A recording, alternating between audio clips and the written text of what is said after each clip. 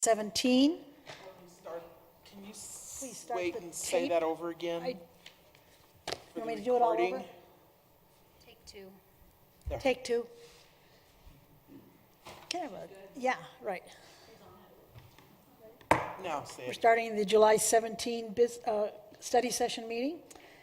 And we always start with citizens' comment on agenda items. I might note that Patrick Goff isn't here today, but we do have our worthy assistant and administrative manager, Heather Dyer, who will take care of it tonight. So I only have one person signed up, which was Vivian Voss, who wanted to make a comment tonight.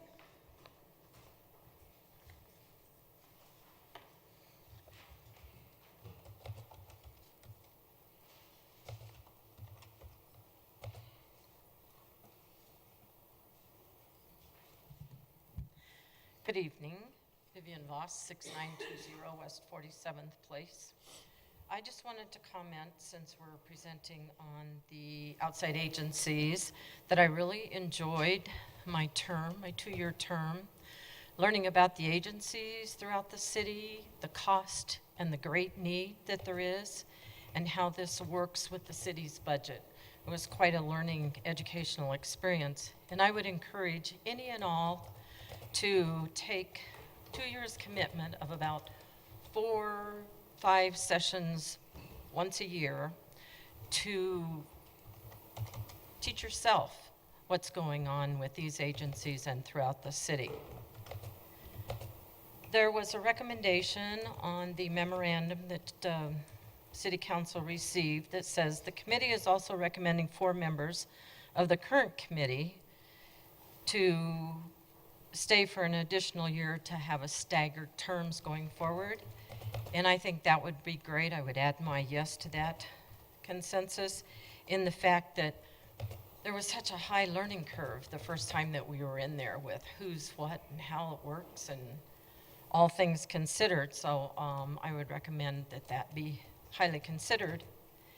And then I would also suggest, we didn't have any issues, but it was just a feeling of mine that came up that those that are nominated, those that are appointed, should possibly not be really engaged with any of the agencies that are being presented and asking for funds, just to keep it an even playing field.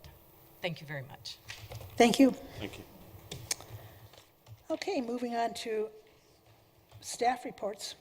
We start with item 1A. And is that going to be you? Yep, please, go ahead. Thank you, Madam Mayor. This evening, we have Kathy Franklin, our sales tax supervisor, with us, and Carmen Berry from our city attorney's office to talk with you about a recommended code change, administrative process change that came up as the memo indicates. We took a step back and looked at an internal practice, and we're recommending we change that practice moving forward. So with that, I'll turn it over to Kathy, who can give you some background on what that recommended change is. I do want to take a moment to acknowledge and thank Kathy. She will be leaving us at the end of the month on July 28th. She's going to be moving to Florida. She's been with the city many years and has done excellent work taking care of our business licensing and sales tax program. So we're sorry to see her go, but she's been a tremendous asset to the city. So please join me in thanking her for her service to the community. This will be her last council meeting as far as we know at this point. So thank you, Kathy.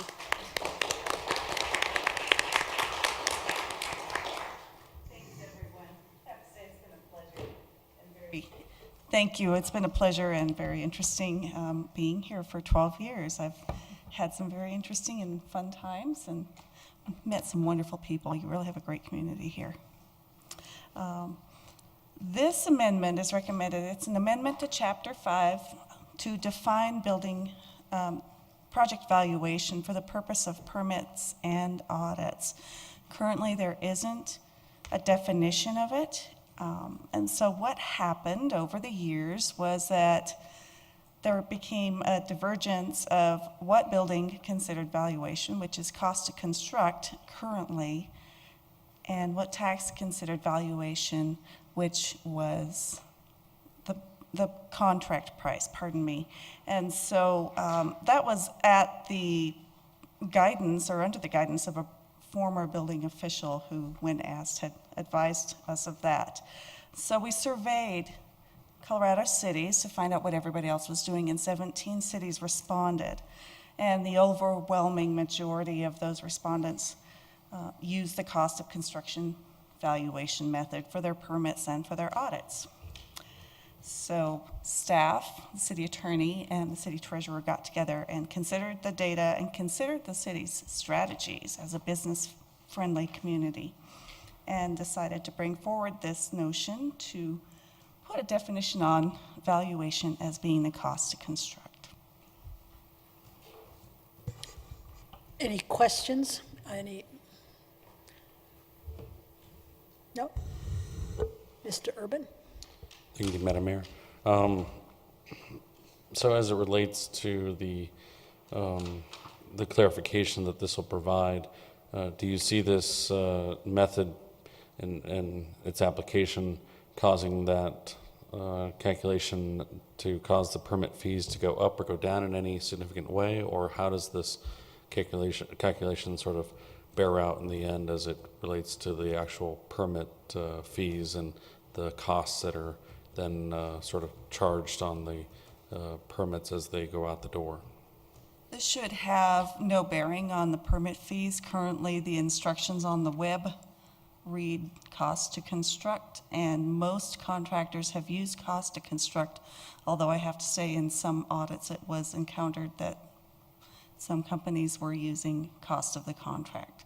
So it may cause a small reduction, And but really nothing significant.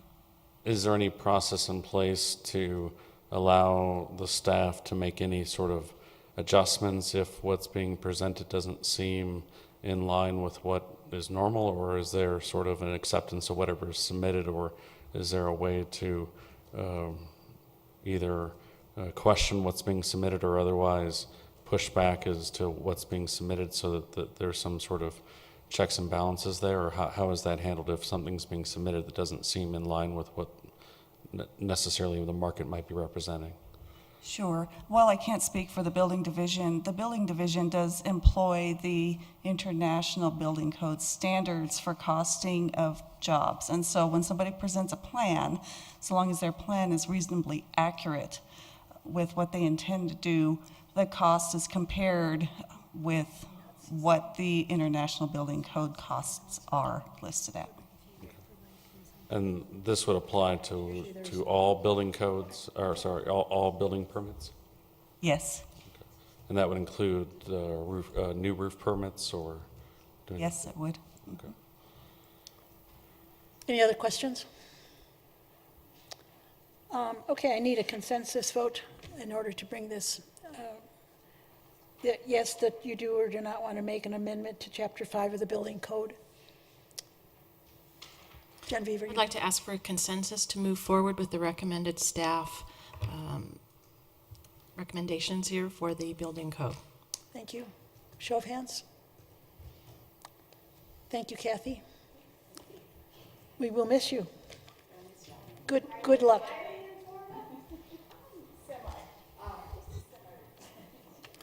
If we clap our hands for 20 minutes, she may,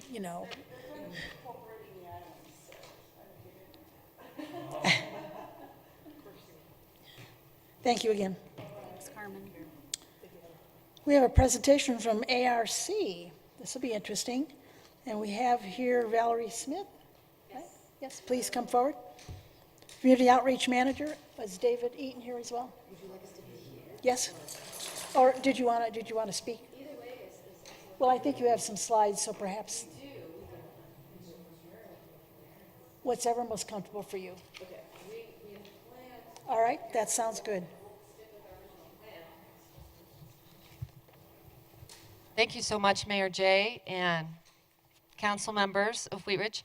We are with the ARC that serves all of Jefferson and Clear Creek and Gilpin counties. My name is Valerie Smith. I am the Community Outreach Manager. And we also have with us. Oh, you want to hear me? I don't know why that. I'm David Eaton. I am the Community Outreach Coordinator. And this is Helena, and she's also the Community Outreach Coordinator. So you're David. So it's sort of a team of three because Helena really gets all of the attention wherever we go.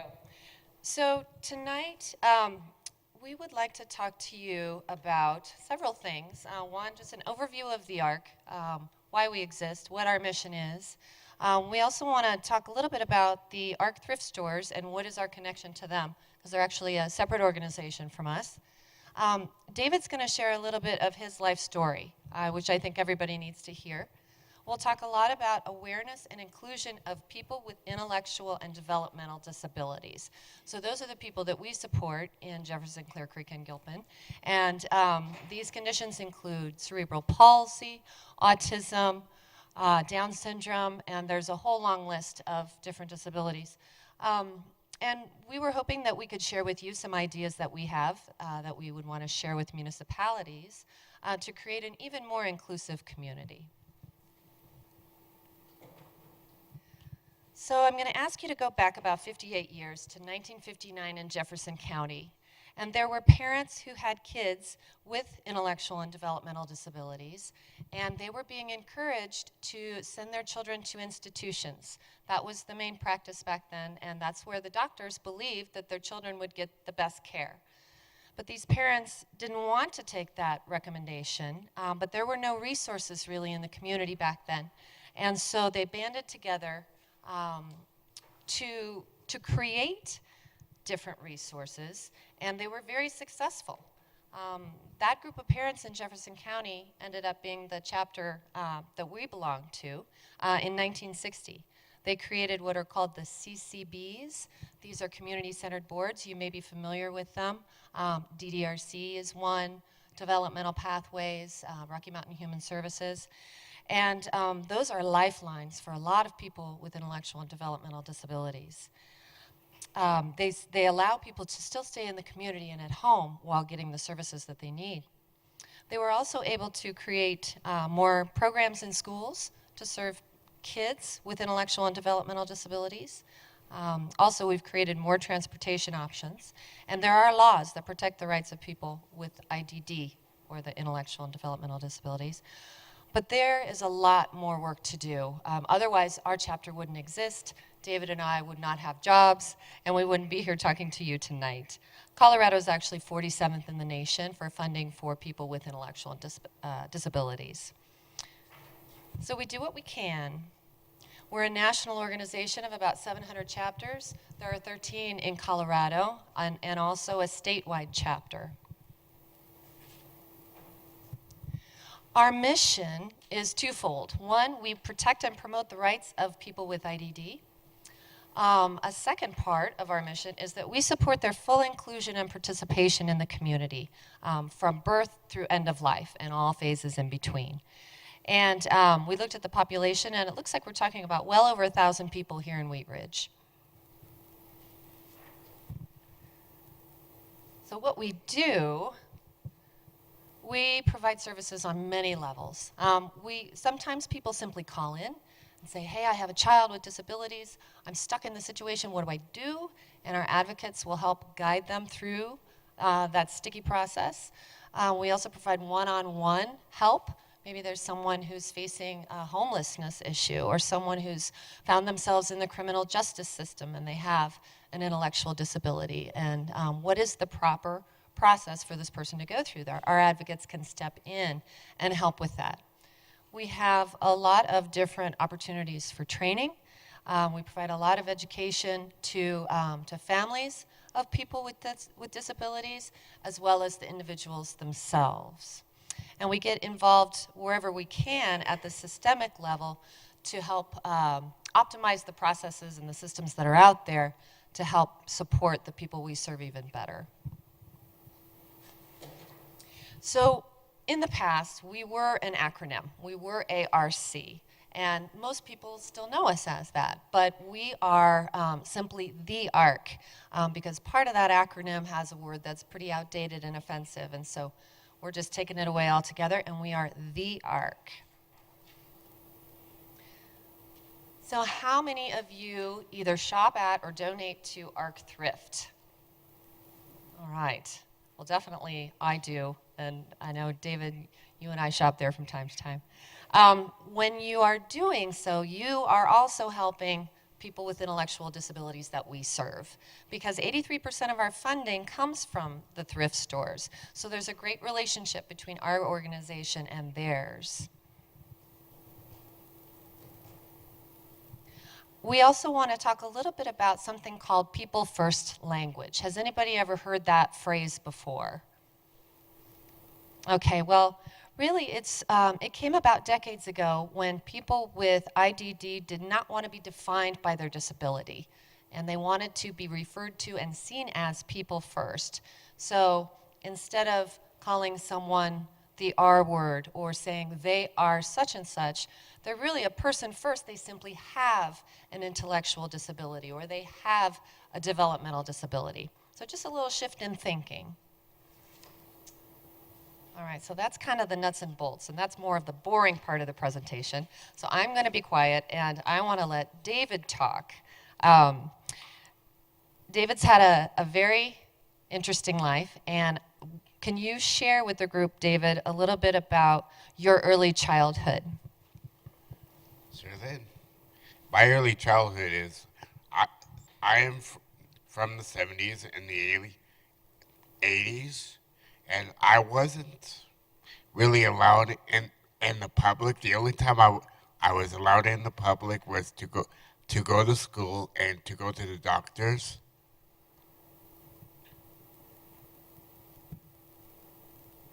So what was your school like? I know you grew up in foster care, and I know that you would go to a specific school. Tell the group about that.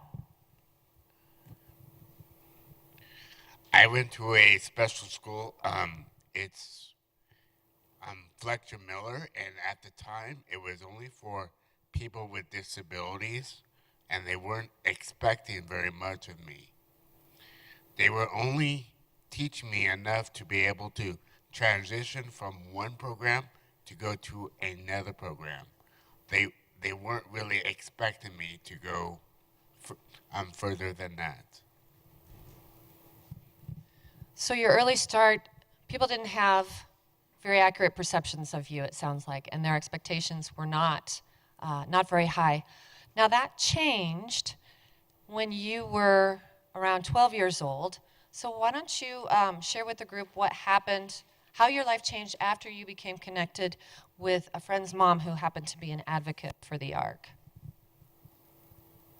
When I became friends with the person that works at the ARC, my whole life changed. My whole demeanor has changed. Everything about me has changed.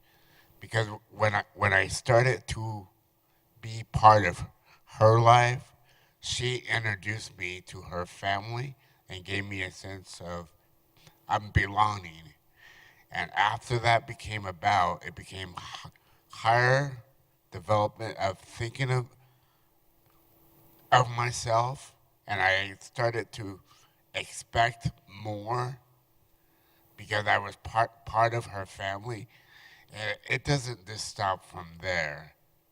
She also helped me with my schooling and started to push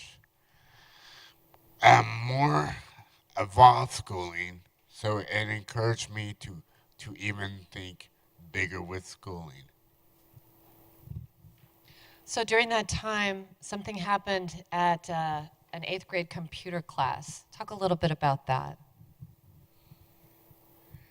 When I was in 8th grade, I was going to take this computer class. The teacher didn't really want me in there. She was talking to the homeroom teacher that I should not be in there. And what was in my favor? The computer broke. That's when I was truly able to shine, because back then they were using floppy disk, and where the program would still work, but you would have to type in certain commands to go around the startup program. I was able to do that and to teach the kids what part of the disc you touch or what part of the disc you don't touch. And her view of me just changed. She wanted me in there for the next semester. So once people got to see the real you, they thought a lot differently about you, it sounds like. So what about once you got into high school, it sounds like you got involved with Key Club. Can you talk a little bit about that?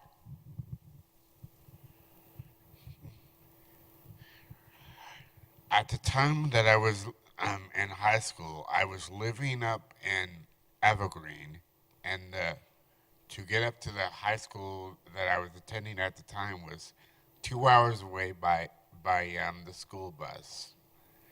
So, and I really wanted to be involved with something within my school. The lady that I've been talking about all this time helped me to get involved with Key Club. And Key Club was my first service that wasn't all about me. I was able to give back through the Key Club. And the best part is I was able to spend the night at my friend's house because I lived too far away to go to the Key Club because they met in the mornings. So what about today, David? Talk a little bit about your life now. Today, let's see. I still like to be a pain in the butt. I still like to tease people. But the best part is I encourage people like myself to not underestimate themselves and think big. So through the advocacy that David received for many years, he is now in a position at the ARC where he can help people become advocates for themselves. So he's a tremendous example of self-advocacy. So when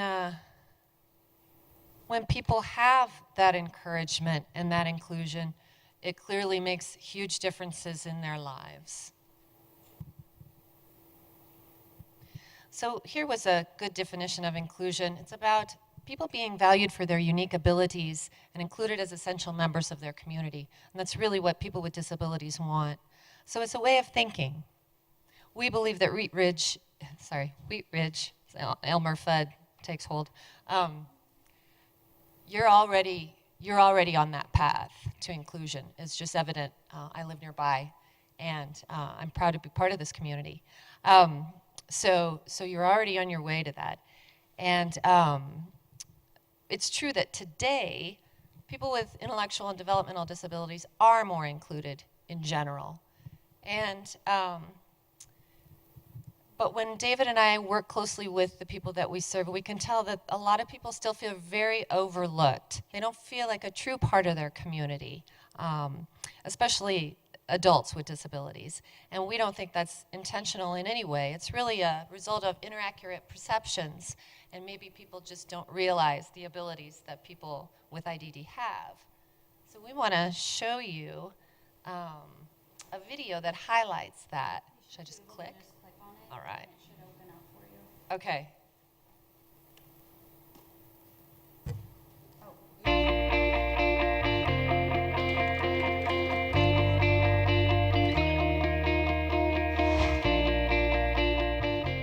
My name is Donna Gunnison, and I am a self-advocate. Self-advocate is a person that can fully go after what they need and have the resources to be able to do that.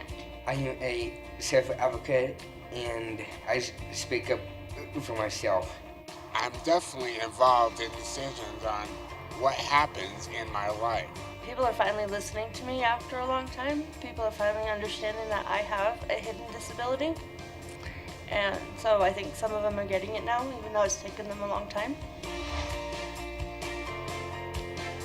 The group is called People First because the person comes first and the disability comes way down the line. People need to learn about people who have disabilities. People First, we help each other, we grow with each other, we encourage each other, and we laugh with each other. That helps me is be in community and socialize.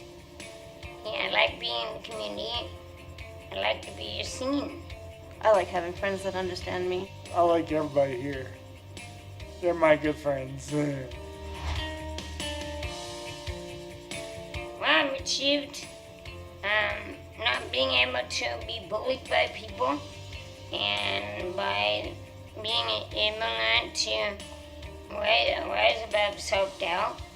I spoke at graduation, and people told me that I was great. I go out community, do more things, help out people out. Be able to live in my own apartment by myself. I have a great job. We are incredibly independent, and through the ARC's trainings, we become more independent. The ARC has helped me achieve self-confidence. Yes. The ARC has helped me by being there when I need help. It's important to learn and to grow and to try something new and to try to make other friends, and not just friends, just get to know people. It's important for us to advocate for ourselves because we have a better chance of reaching our goals. Do you want to connect with other self-advocates? Do you like to have fun? Join us, achieve with us.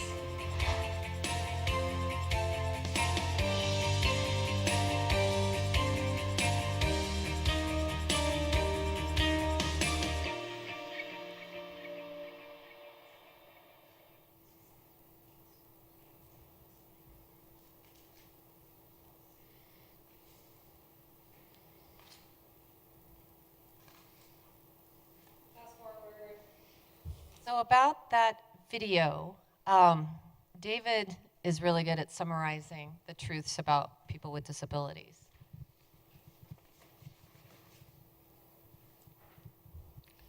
Well, I would also like to say that this is all great, hearing all great stuff about us, but we also have to take responsibilities too. We have to understand to be patient, and we also have to be willing to go up to you guys and just say hi.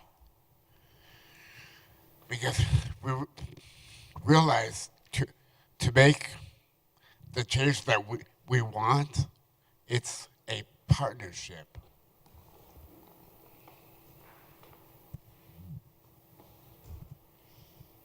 So some of the barriers to true inclusion include physical accessibility. David, I think, has encountered every possible accessibility issue known to humankind. And sometimes it's people are maybe just don't understand. What can that person understand? Can that person interact with me? How is this going to go, or is it going to be awkward? So maybe they just don't say anything.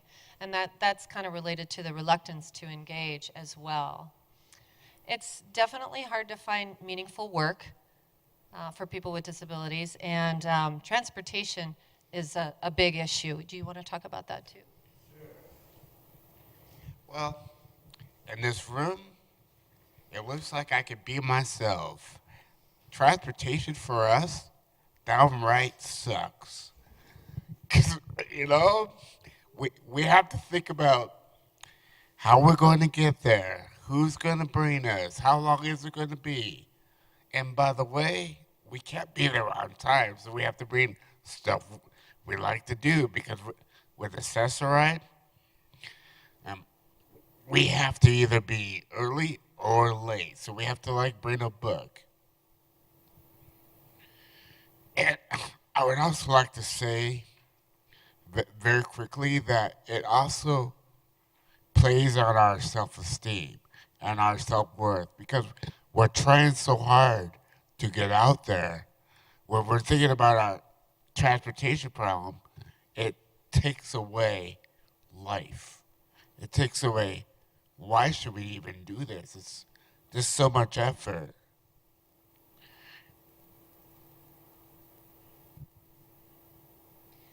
So now we come to some ideas that David and I thought we would share with you for more inclusion in Wheat Ridge. Now, you could probably tell from the video that everybody, including people with IDD, want to give to the community and simply want to be a part. So if there are any volunteering opportunities, if there's a volunteer coordinator in Wheat Ridge, you know, maybe they could give us a call. We could come up with some people who would love to volunteer and just be a part of the events or whatever's going on. And perhaps there would be a position on a committee or a subcommittee where it might be valuable to invite people with disabilities to apply. David's perspective is entirely unique because he has lived for, are you 44? I think he's 44 now. He has 44 years of a completely different perspective than I do. And so we couldn't do what we do at the Ark as well as we do without David. It just would not be possible because I don't have that perspective and I don't have that experience. And then one more point that we wanted to throw out there is just seeing photos of people with disabilities can make that more the norm. When we see something regularly, that in our mind is a normal part of our community. And sometimes, you know, just throwing in a picture of someone with Down syndrome or some other disability makes disability normal and natural, which it is. So, you know, just some things to think about. We would love to be a resource. You know, we have all kinds of photos that we could share. We are happy to give any advice on, you know, language about something. You know, we're experts in people first language, or at least we tell people that we are. And so, you know, feel free to give us a call or an email if you have any kind of questions. And then something that David was talking about, there is a campaign called Just Say Hi. And it's encouraging people to step out of their comfort zone and just approach someone that maybe you normally wouldn't and just say hello. Did you want to talk more about that, David? And if you don't have anything to really say to us, just say what comes up to your mind. Like if you're at a party or, you know, just you want to have a drink with us, I would be delighted if somebody said that to me. But unfortunately, I don't drink. So, but I would still be this wonderful. It would be a wonderful feeling if somebody would just say whatever and don't have to worry about how should they come up to me. Well, just come up to me. And, you know, we really like that. And what if someone's feeling really hesitant or just unsure about how the interaction is going to go? If it was me, I would totally feed off of it. I'd be like, so you are totally nervous. How can I help you be more nervous? You know, I am totally fine with myself. So I would just strongly encourage you that if you are really nervous of going up to him and you're just shy, most of the time, people like myself understand. So if you say, I'm nervous, but I really want to be your friend, would you be able to help me with that? I'm sure you'll be having a wonderful experience, and they'd be like, oh my gosh, are you really talking to me? Yes, it'll be great. So sometimes it's the small gestures that can really make a big difference in people's lives. So just a few points on why true inclusion of people with intellectual and developmental disabilities is important to the community. It's an absolute win-win-win. The whole community benefits.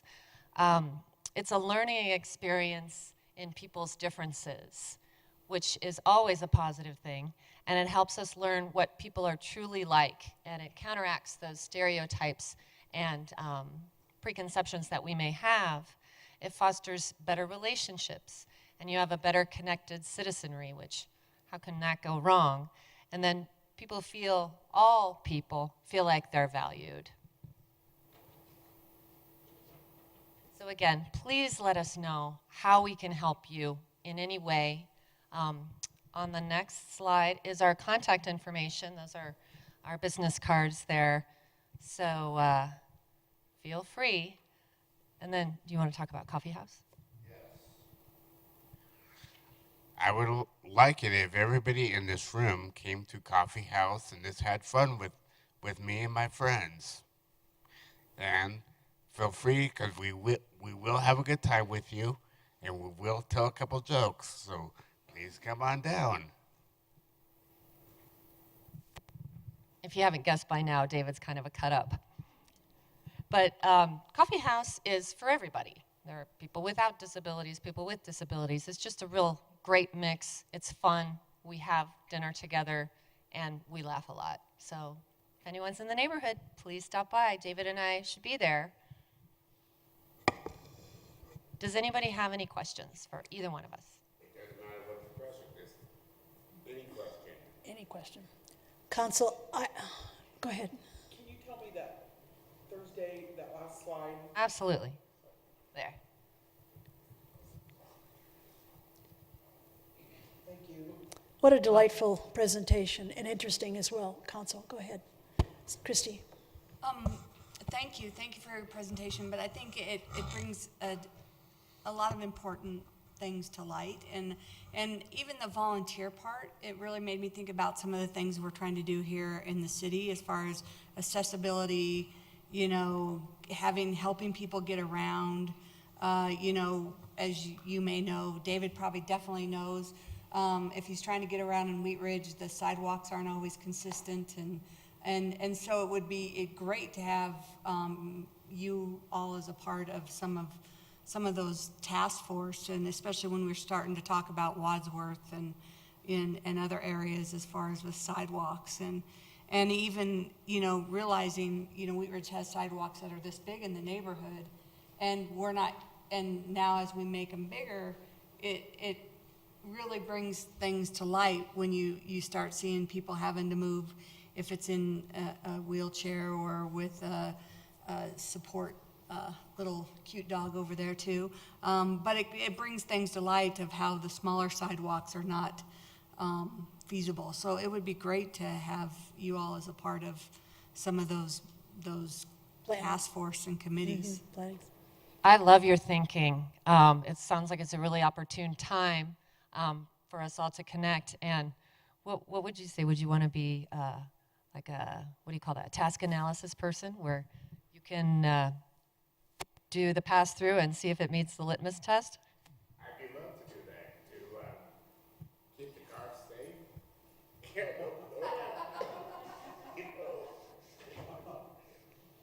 But if that's an option, I mean, David, we would love to have him, you know, be out of the office if it's going to help you with your community planning and things like that. That's absolutely an option.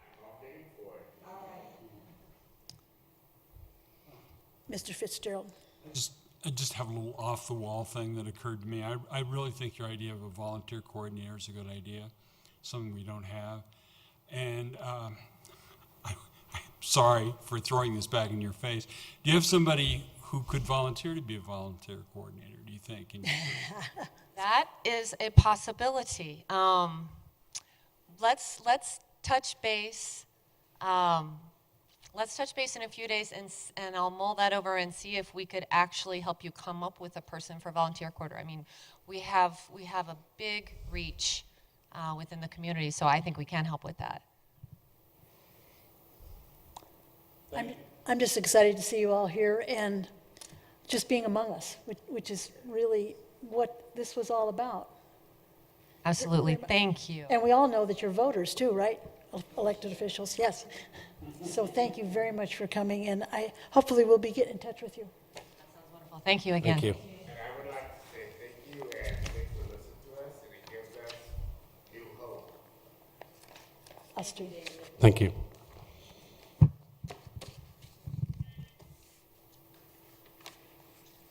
Did we get the name of the dog? Hector? Hector? We didn't want to know more about it.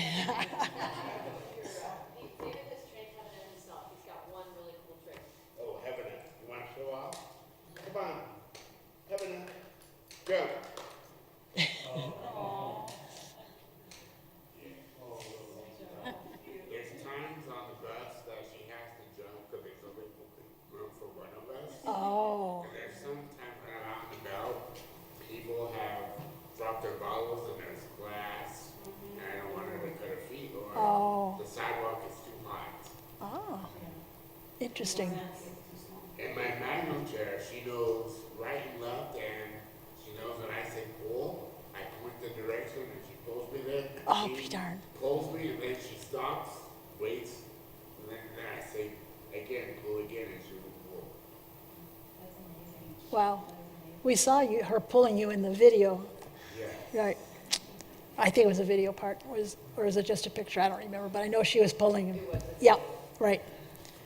Thank you again for joining us. Thank you.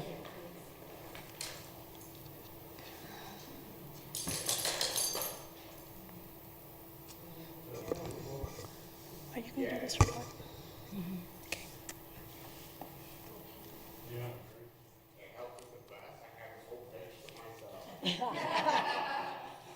Wait, I thought you wanted friends talking to you.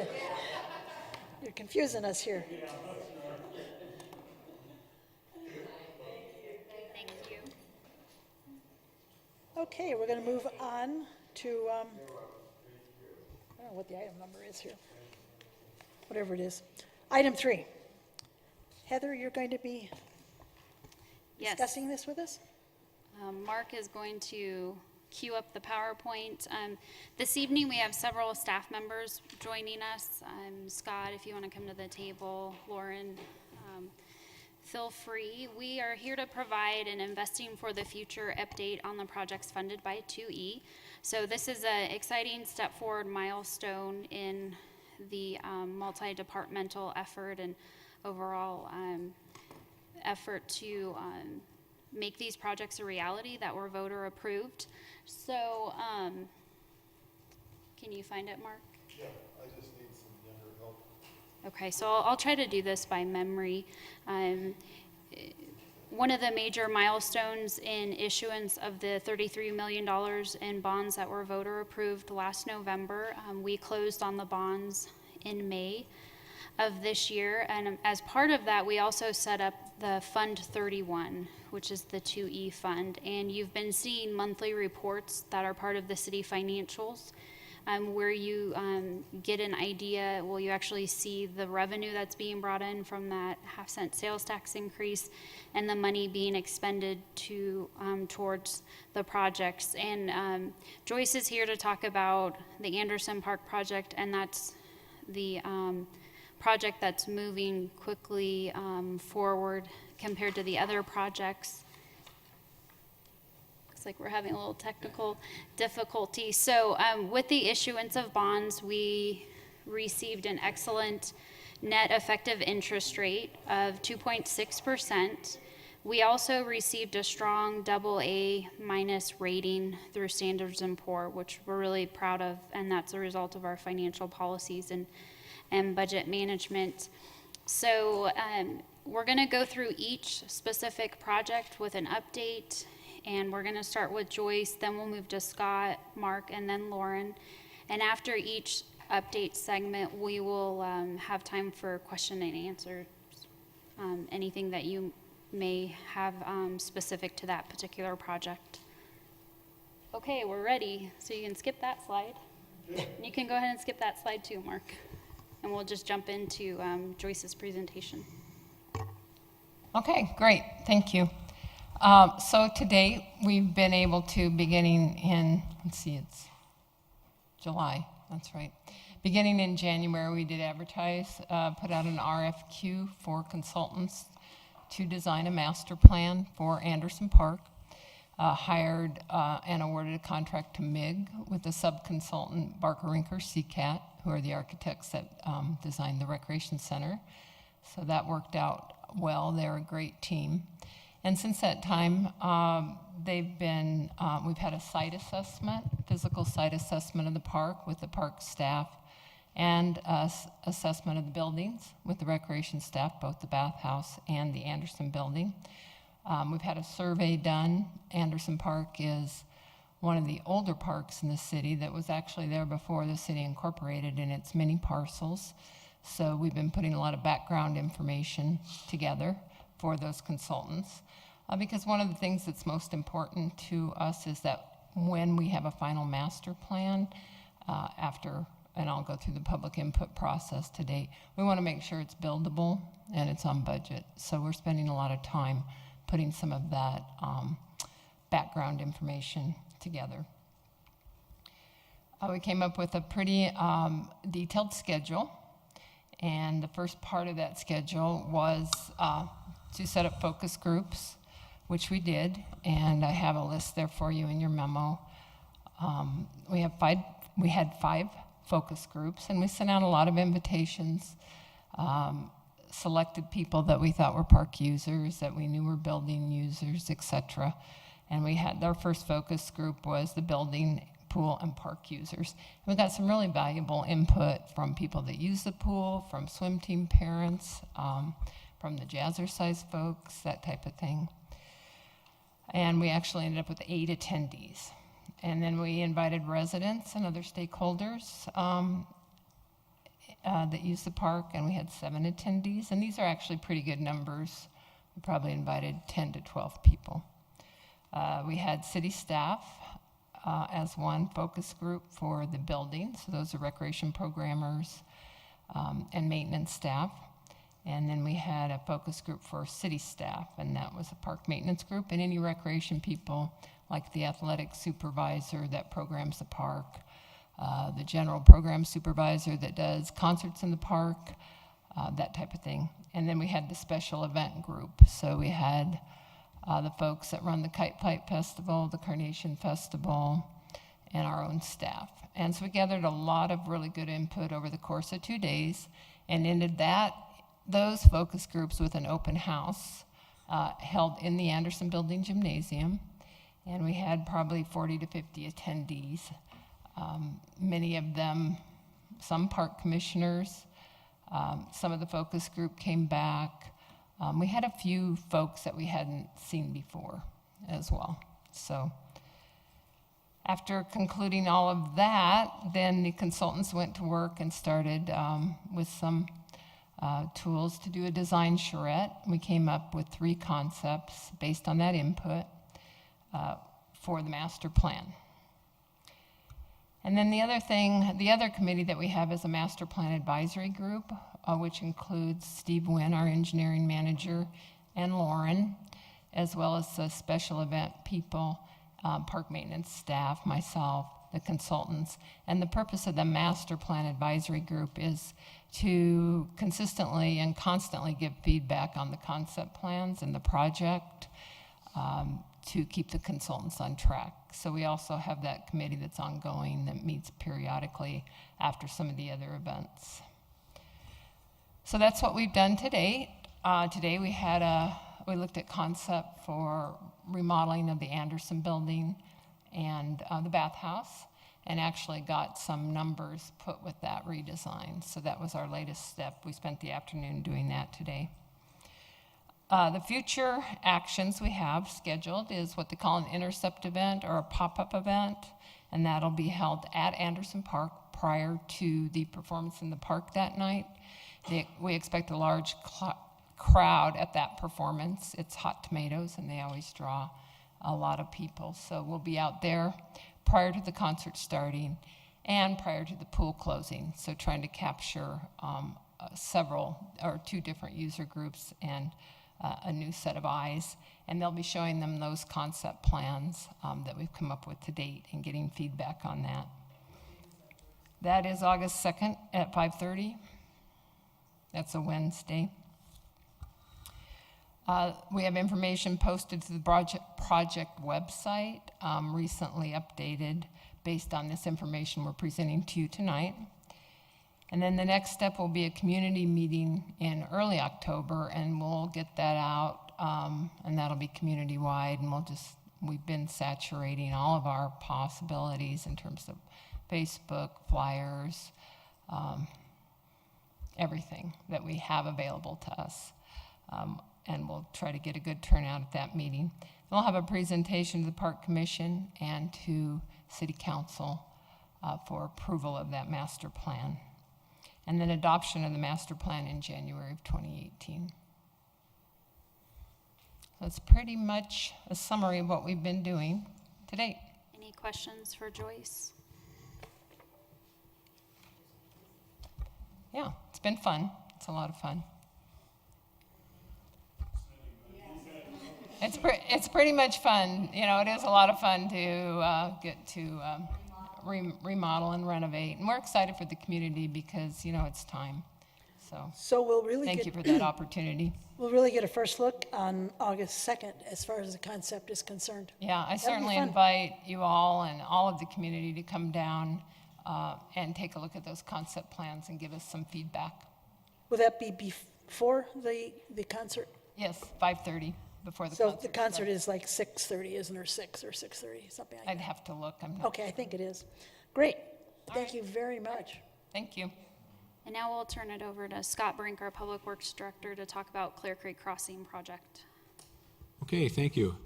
We'll just give you a little bit of an update here on the status of our Clear Creek Crossing project. That involves a mixed-use development over about 80 acres or so, as you can see on the map up there, west of I-70, south of Clear Creek there. The history with this project goes back a decade or more. Many of you recall that Cabela's had a big development plan back at that time that never came to fruition.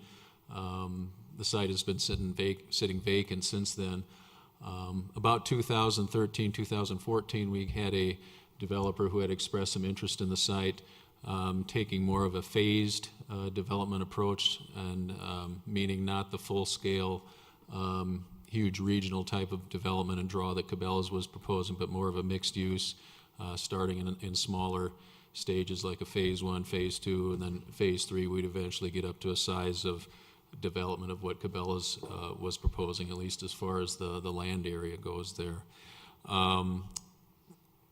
So with that, it was a different developer than what's being proposed now, going back a few years ago, but we did get approval for a phase 1 development back then. And what that involved was taking the environmental assessment that was done about 10 years ago, doing what we call a reevaluation, looking at the traffic and all the other environmental factors like drainage, air, noise, air quality, and so forth. And we did get that phase 1 reevaluation approved through CDOT and FHWA. Consequently, that developer moved on, and we had a different one come in, Evergreen Development, who wanted to do something a little larger, what we're calling a phase 2 type size. And so what we're doing is going through a reevaluation for the phase 2, and we're getting very close to getting that signed off with CDOT and FHWA. Our whole intent with the reevaluation was to try and not to reinvent the wheel as much as we could, use as much of the old EA environmental assessment as we could, but being enough time has passed and the land use is changing and we're reevaluating the traffic, we are pretty much doing a full-scale reevaluation. Traffic is the big part of that, of course. That's the biggest concern we have, both as part of the environmental assessment, the infrastructure improvements, and making sure this works and doesn't choke us both now and in the future. So kind of in summary here where we are, there's really 3 things going on out there right now that will be starting work probably as early as this fall, October or so. We're working to get the reevaluation done. And along with that, the construction of the hook ramps, the construction plans for that have already been completed, reviewed by CDOT. They haven't formally signed off on those yet, but they have returned comments back to the designer. Those are complete and near approval. We're also working with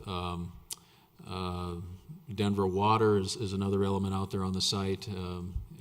As you may recall, we brought this to council a few months ago on to get a contract approval to look at relocating some of Denver Water's work out there so that it would not interfere with the hook ramp construction.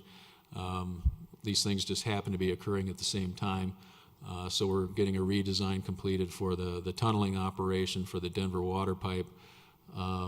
Again, what that is, Denver Water is replacing a very large transmission main that runs from Ralston Reservoir up in the northwest part of Arvada all the way down to Lakewood to the Moffett treatment plant. So it comes from the northwest, crosses Highway 58, crosses this site, goes under I-70, under the Applewood Shopping Center, and then on into Lakewood. So you'll be getting another update on that in a couple months from the project manager, who's going to describe more of that project in general beyond the Clear Creek Crossing site to let you know where that is on that. So we have that going on. Concurrently with the infrastructure improvements, the hook ramps, the connection to 32nd Avenue that we're working on with CDOT, the developer has also submitted an ODP, official development plan, to the city. That's been in review and comment and out for referral. We've gone back and forth. You should be seeing something coming to you probably within the next couple months on that, along with the Planning Commission seeing that. So we're pretty excited. There's a lot going on out there, kind of a little bit of a three-ring circus, a lot of moving parts here that we're trying to coordinate. We have monthly meetings at CDOT with all the stakeholders, with Evergreen, CDOT, FHWA, Denver Water, Evergreen's general contractor, Mortensen, all in the same room once a month. We go over all these, so a lot of good coordination going on. And again, we hope to see some dirt moving out there probably in October here or so. So stay tuned. Be happy to entertain any questions. So you've been pretty busy. That's why you haven't had time to do permits too? Questions, Council? Thank you very much. Very interesting. Now we'll turn it over to Mark Westberg, one of our engineering project managers, to talk about the Wadsworth widening project. So this is just going to be a quick update. We were just before council a little while ago talking about a contract and some other things. So we'll go through this pretty quickly. But just as a reminder, we're reconstructing Wadsworth from 35th up to I-70. We're doing 3 travel lanes, we hope, in each direction. 10-foot sidewalks, we hope, on both sides. 10-foot tree lawns, we hope, on both sides. A 10-foot two-way cycle track on the east side, center medians, and continuous flow intersections at 38th and 44th. I've never said hope before when I've introduced these things before, but we've had some things happen in the historical realm that we're going to talk about. So these are the two cross sections that we've got with what we're now calling the preferred alternative. We've gotten approval from CDOT and FHWA to move forward with the alternative that has these cross sections we've been using for a while. We had these back in the PEL, but having the CFIs included has now been approved by them as the preferred alternative.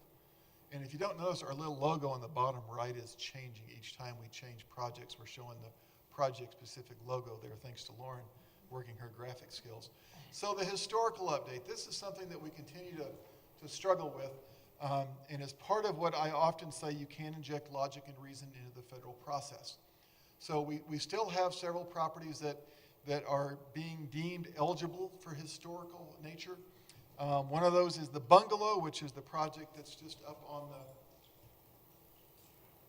here, is the Bungalow. It was built in 1918. It's being deemed historic as being eligible. The 1947 house, it's a mid-century modern house. From the aerial, it looks a little boxy. From the ground, it looks pretty boxy. The place next to it is the Arapahoe House, which is also from sort of that same period, very, very mid-century modern with the arches and stuff. The Intermex building, the gal at CDOT, our very preservationist-minded historian, is thinking it's historic. Our consultants think it's not, and one of our consultants used to work for the State Historic Preservation Office, so we think she knows what she's doing. And they're arguing about that right now. So we're hoping that one ends up not being on the list, but right now it's still one of the possibilities. And just as a reminder of what those look like, this is the Intermex building over here. This is the Arapahoe House building, or it used to be the Arapahoe House. I think we're calling it something different now. This is the mid-century modern house, and this is the 1918 Bungalow. What's really important, these two properties, the buildings are significant, but the settings are not. And the setting is the stuff outside the building. However, on the Intermex building and on the Bungalow, the settings, in this case meaning the grass, could also be termed historic. A part of the setting is historic. And it may be very difficult for us to touch that grass at all, which in this case potentially puts in jeopardy even getting our third lane going southbound. So that's why I say we hope to get a third lane. We hope to get sidewalk. This building is so close to the street right now that even just widening for the third lane, that curb ends up about 6 feet away or 7 feet away from the actual building. And all we can squeeze by there is a 6-foot sidewalk. We don't get our 10-foot sidewalk with our 10-foot tree line and everything else because this building is likely to be eligible. Even getting that sidewalk, or maybe even getting that third lane there, might be determined to be an adverse impact and might jeopardize getting either of those two things at that part of the project. We're trying really hard to show that we're doing everything we can to avoid those buildings and avoid impacting them adversely. And so hopefully the CDOT and the State Historic Preservation Office, SHPO as we call them, will agree with that and will let us proceed with these things. If they don't, then we sort of go to the option of maybe not building sidewalk in this part of the world and maybe not building the third lane in this part of the world. None of us like those options at all, but that's kind of where we are right now. And just, I guess just as a side note, none of these 4 buildings when we did the PEL was deemed by the historian that was there at that time to be historic. This is a read on the part of the new historian at CDOT. So it's been a struggle for us, to say the least. The other 2 buildings that have recently made the list also is this is what we call the Foursquare House. If you're familiar with that architecture, right? This is a Denture Place. This is the new credit union that's there. This one was also deemed historic, but because it's just asphalt out in front and has been for a very long time, they don't deem that setting to be important. So we can, and we are planning on building right up to their front sidewalk with their front steps with the sidewalk, and that's probably going to be okay. Because this might be a good location for pedestrian crossing, though, we might change their driveway and put it on this side and then have them build their parking lot in the back because we're going to wipe out most of this front parking lot. The other building that's come on the list lately is the Pierman Law Firm, which was built in 1961. Can I just say it's a little disturbing that things that were built around the time I was born are now being deemed historic. It just bothers me a little bit. It just does. What's unique about this one is just the style it was done. So it's one of those things that because they've sort of never updated this building or upgraded the building, now we have a potentially historic building. It's got some terracotta tiles in the front that she thinks are really important. Our historian is again arguing against this one. We've said this one's not eligible. The problem with this one is if they deem this as eligible and they deem that the parking lot out in front is part of the setting, and that's important too, then we've got a major issue here because adding the third lane and the sidewalk and stuff literally ends up right on that sidewalk they've got. So it becomes a huge issue for us of then maybe having to shift the entire thing south or to the east just to get a third lane in, much less a sidewalk and a mini zone, right in the middle of our project. So this one's a real issue for us from the standpoint of the impact that we're having. The church, the Lutheran Church, has still been deemed historic. It sort of always has been in our minds, and we're doing what we can. We're going to probably have a nearly attached sidewalk right where their sort of sculpture garden is in the front. We'll have like a 2-footed mini zone like what we have along 44th Avenue, just the paved pattern concrete. And then we'll still have a 10-foot sidewalk there. And we think that's going to work out, that's going to be enough of a minimization that we're not adversely impacting that building. And the CDOT historian tends to agree with us. So that's where we are on all the historical stuff. We're trying not to say hysterical when we say that, but it's difficult sometimes. Again, this is the Denver Foursquare here. It's got this kind of funky addition on the front, which was very typical of things that were converted to commercial things. So that funky addition is part of the historical nature of that one. And then this is the Pierman Law Firm building. There's a thrift shop or a secondhand shop here that's the one that's a real problem for us right in the middle of our corridor. So we'll see how those things turn out. We're finalizing the letter to go to CDOT. It should go out early this week to them. And like tomorrow, I think, is when they're planning on sending it. And then if we need to, we'll meet with her again. We had a really good meeting with her the other day. It felt like we were collaborating versus being sort of antagonists with each other. So hopefully we're making some progress. We also want to give you a funding update. This top part here, this is the TIP, the Transportation Improvement Program that we got from the federal government through Dr. Cog. This was the federal funding. This was our local match that we had on that. In December of last year, it was announced, we applied for it earlier, and we got this awarded, HSIP funding, which is Highway Safety Improvement Program, for $2.6 million, with the federal part being just under 2.5. And CDOT is chipping in 10% of that because it's Wadsworth, it's a state highway. They're chipping in the local match. They've also told us, and I think we've got this nearly in writing, that they were going to do a surface treatment project on Wadsworth in 2019, about the time we plan on starting our project. They're going to give us that $3 million that was allocated for that overlay project. And then they were going to replace the signals, I believe, at 3 Acre Lane and at 44th, about that same time frame, and they've agreed to give us that $1.1 million that they were going to do there. So our grand total at this point is we're up around $39 million, with about a little over $27 million in federal funding, a little over $4 million in CDOT funding, and then we're at about a 7.25 because we spent about $250,000 of CDOT money before the 2E funding is kicking in, and so we're really spending not just the 7, but about 7.25 from where we started with this TIP funding stuff that we're doing. So we're nearly at $40 million so far. We've got several more grant opportunities. It's a little bit of a moving target right now because the current administration in Congress are changing their minds almost daily on whether they're going to fund Tiger or something they're calling infra. I think it stands for infrastructure or something. And there's a couple of other things that are happening that we're going to probably be chasing after to try to close that. Right now, so the low end of our estimates, about $45 million, which is about the estimate that we had in the past. We have so many things that are unknown right now. We've got a pretty big range on that, but we're hoping when we get done with this, we'll be near the low end of that estimate, which is about $45 million. We've got to go through a formal value engineering process with CDOT, where we basically take some folks at the consultant at CDOT that know nothing about this project. They look at what we're doing and see, are there ways that we can save money or do something differently and those kind of things. So it's getting a fresh set of eyes to sort of do a peer review process on this. So we've got that formal process that we'll do next spring. And that's where we are on Wadsworth today.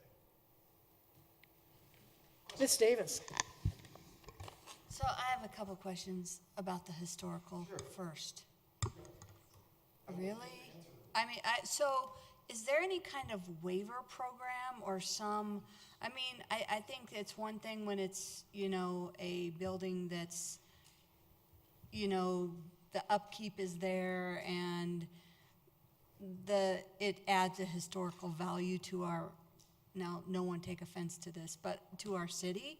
But if it's, nearly falling apart and there's no upkeep, is there any kind of waivers that we could as a city ask for, especially considering it's gonna, that part of Wadsworth is probably one of the worst right there.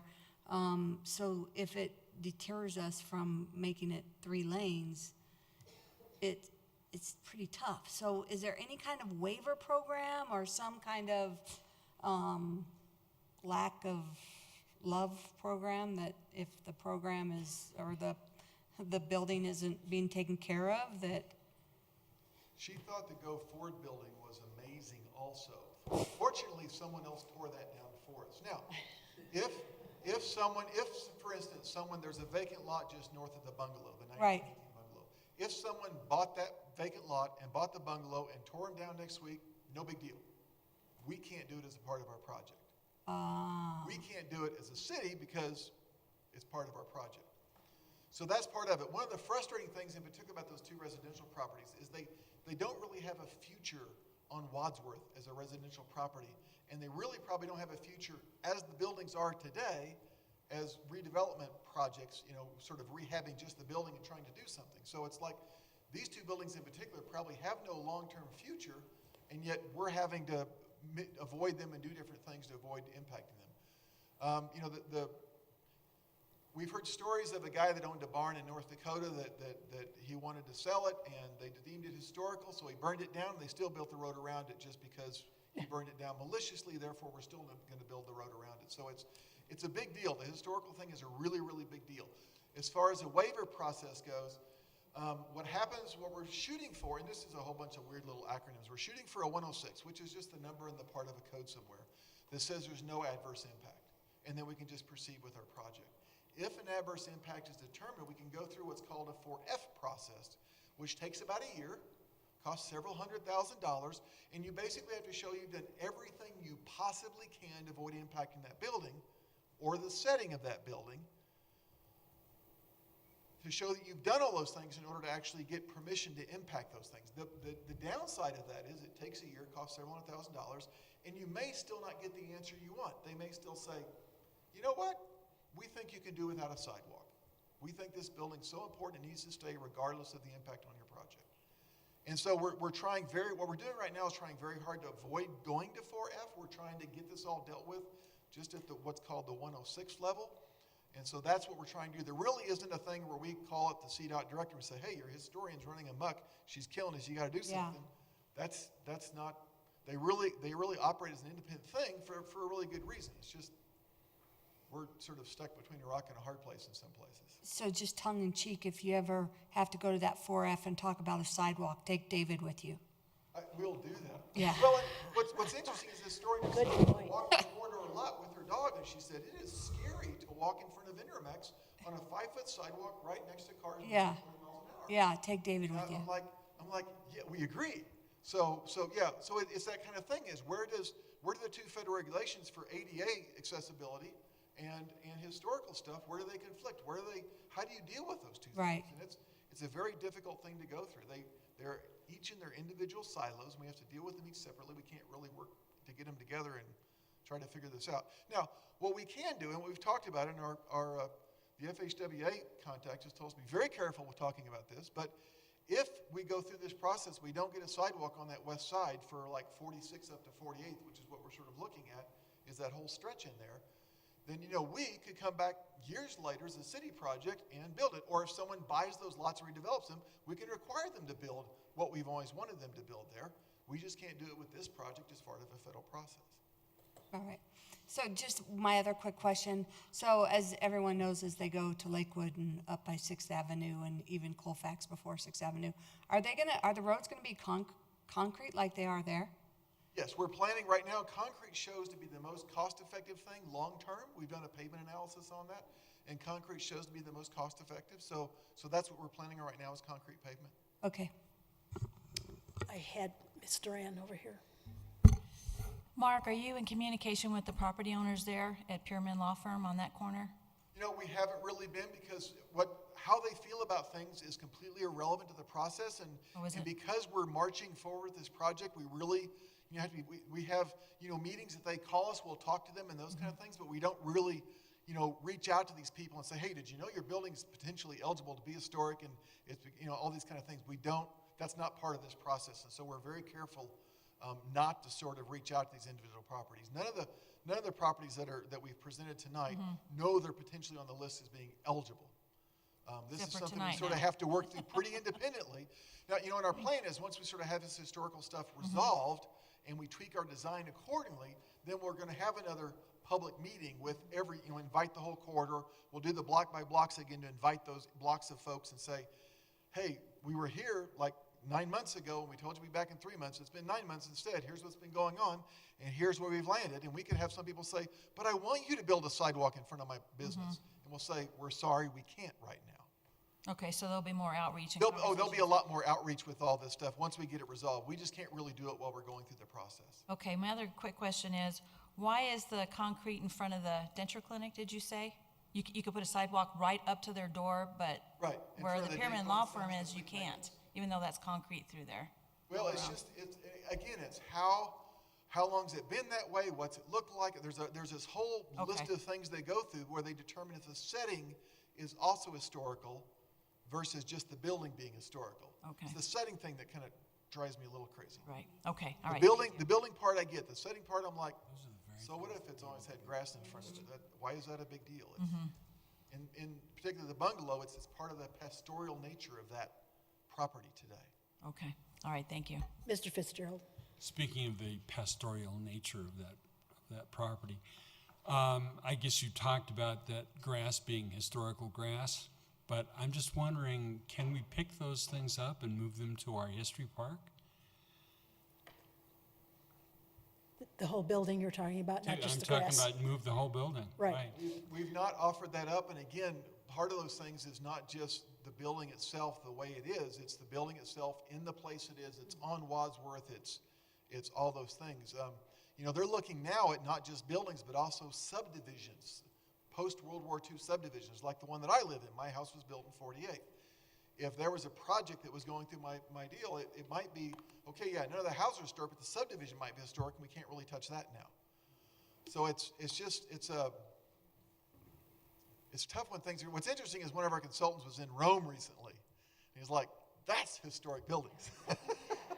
You know, but and I get what they're doing. They're trying to preserve our history and the things that we've got, and we'll look back 100 years now and think these things are amazing, but right now it's a little frustrating. We might look back 100 years now and decide they're amazing, but we'll see. Don't we have samples of that architecture in various other places? Well, that's part of the argument on the Pyramid Law Firm. Right. Is this the best example of that particular style from that era in Wheat Ridge even? And we're making the argument that it's not. There are a couple of other places that there are much better examples than this. Therefore, we shouldn't be trying to save this one. Right. So that's part of our argument on the Pyramid Law Firm, for instance. I think we've asked the questions. I believe we can move on to that. Thank you very much, Mark. Thanks, Mark. Now we have Lauren Michalak, our senior planner, who's going to discuss the Ward Road Station. Thank you. So our last update on the TOD area with you, I think, was in April when we presented the vision plan. So this list and image is probably pretty familiar.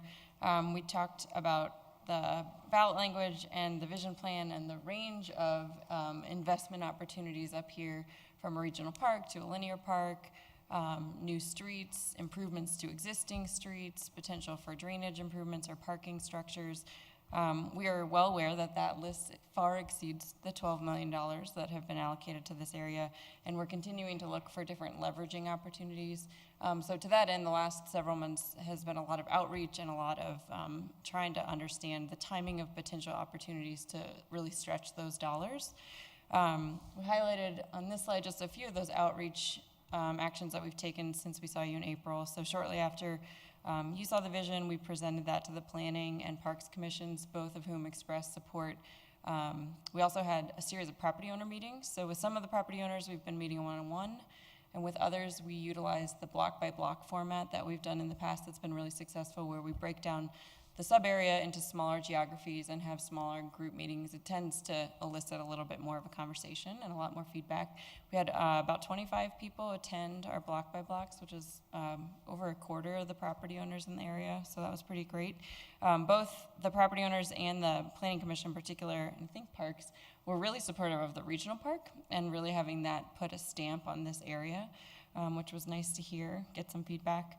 As you'll recall, outdoor recreation is a theme for this area, not only in two respects, really, in infrastructure and then also in terms of job creation.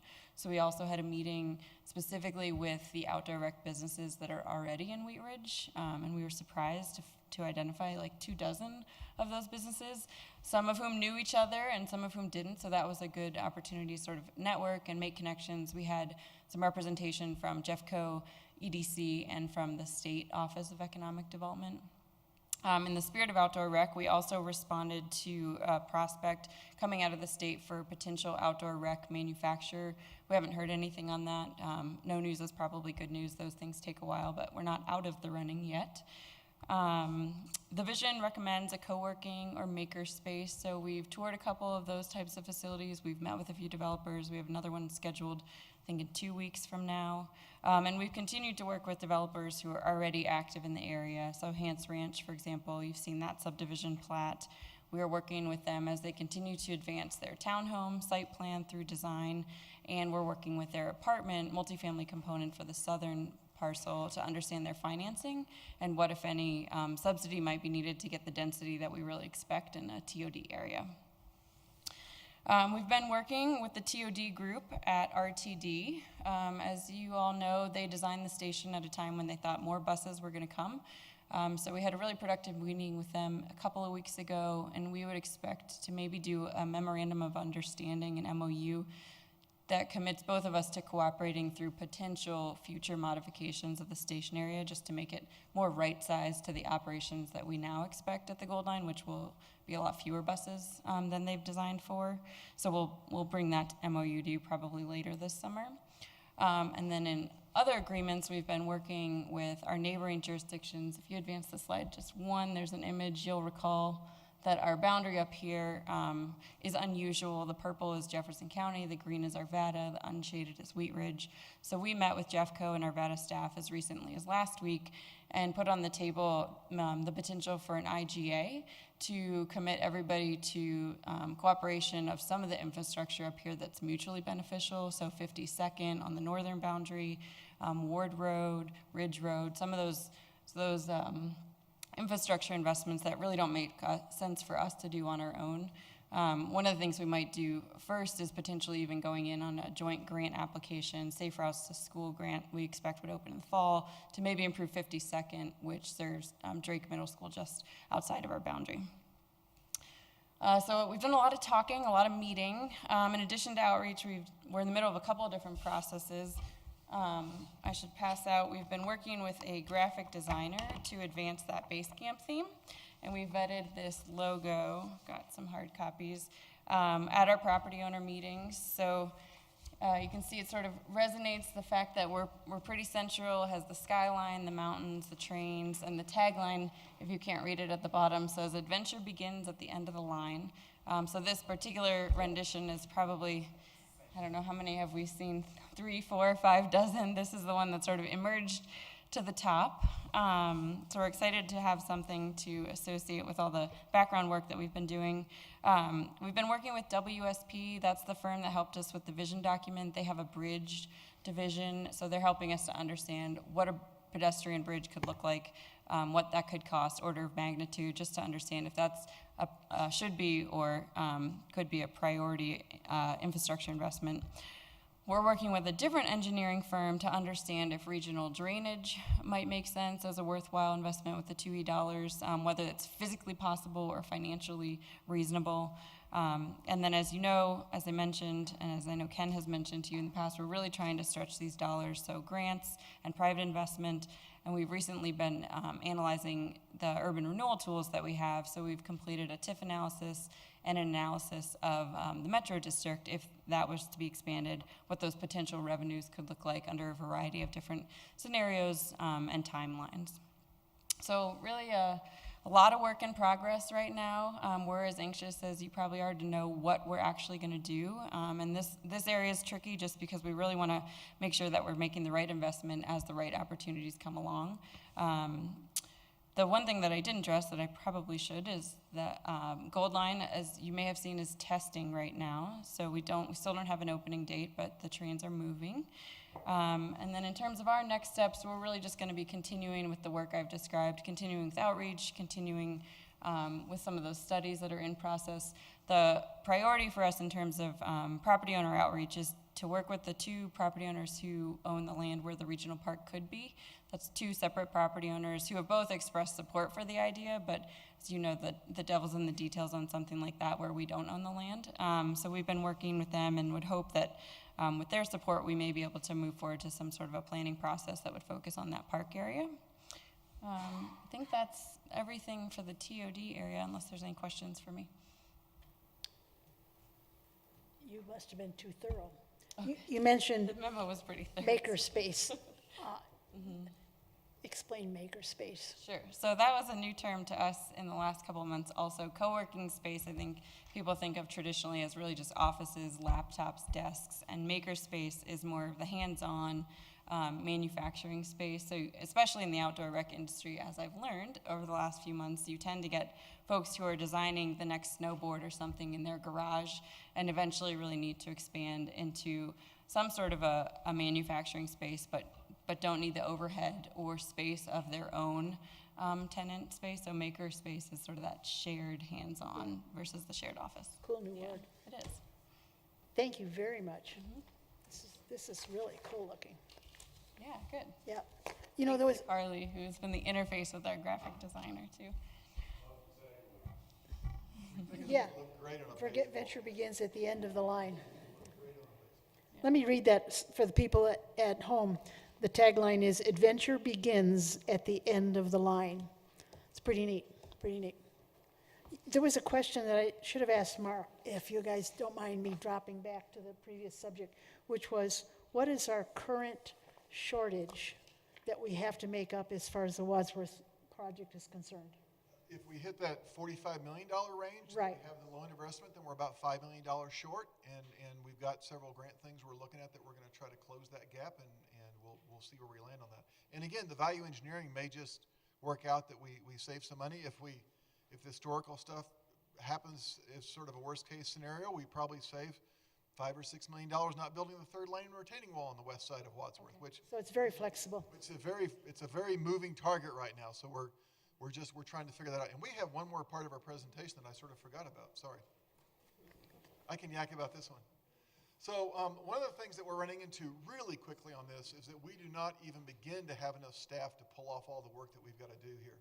So earlier this year, not much earlier, but I think earlier this month, we sent out an RFQ, a request for qualifications, to engineering architect firms, just whoever wants to come be a part of a team to do something for us. So the scope of work in the RFQ is really management tasks. It's managing the design consultants that we're going to have designing all this stuff. It's helping us to manage the land use cases that we hope are going to come to fruition and start to happen at these locations. Particularly at Clear Creek Crossing, there's going to be thousands of pages of documents to review on that project. And then during construction, we're going to need help with inspections. We've got 1 field supervisor and 3 inspectors that we stay pretty busy just dealing with our normal stuff. So we're going to definitely need some help with the construction management of these tasks. The other thing we'll need help with is plan review, just reviewing the infrastructure plans. You know, the hook grant plans, the last set we got was 271 sheets long.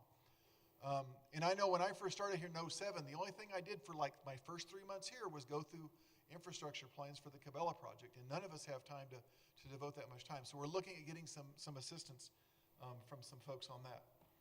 I'm not sure what just happened there. I think I hit home or something. Okay, bear with me. We're gonna go back down to where we were.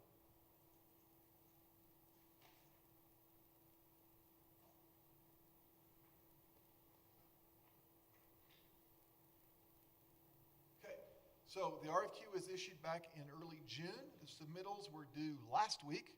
We've got 6 of them that we're getting through. The stack of all 6 is about yay tall. So we've got 5 or 6 people on staff that are evaluating those. We're all going to score them and try to pick the top ones. We hope to have a consultant selected by August 4th and hopefully get that contract finalized. It's going to be a big contract, so it's going to take a while to get finalized. And then come back to council on September 25th, hopefully to approve that contract. So anything that comes in between now and then, we're just as staff going to handle and deal with. As we start to move forward, even with the Wadsworth project, you know, that's a 1.25 mile corridor. The construction plans alone are going to be hundreds of pages long. And we're just going to need help getting those reviewed and looking at them and dealing with all the things we're going to have to deal with. So that's what we're doing with that staff assistance RFQ. We're likely going to have this as sort of like an on-call contract where we get the people on board and then we issue task orders for each of the individual tasks that come up that we need them to do for us. So any questions about that? Nope. The room is silent. Thanks, Mark. Thank you very much. Thanks, Scott, Joyce, Lauren.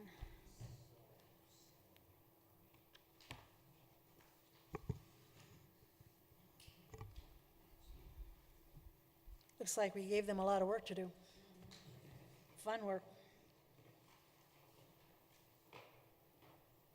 We're going to move on to the outside agency program citizen review committee recommendations.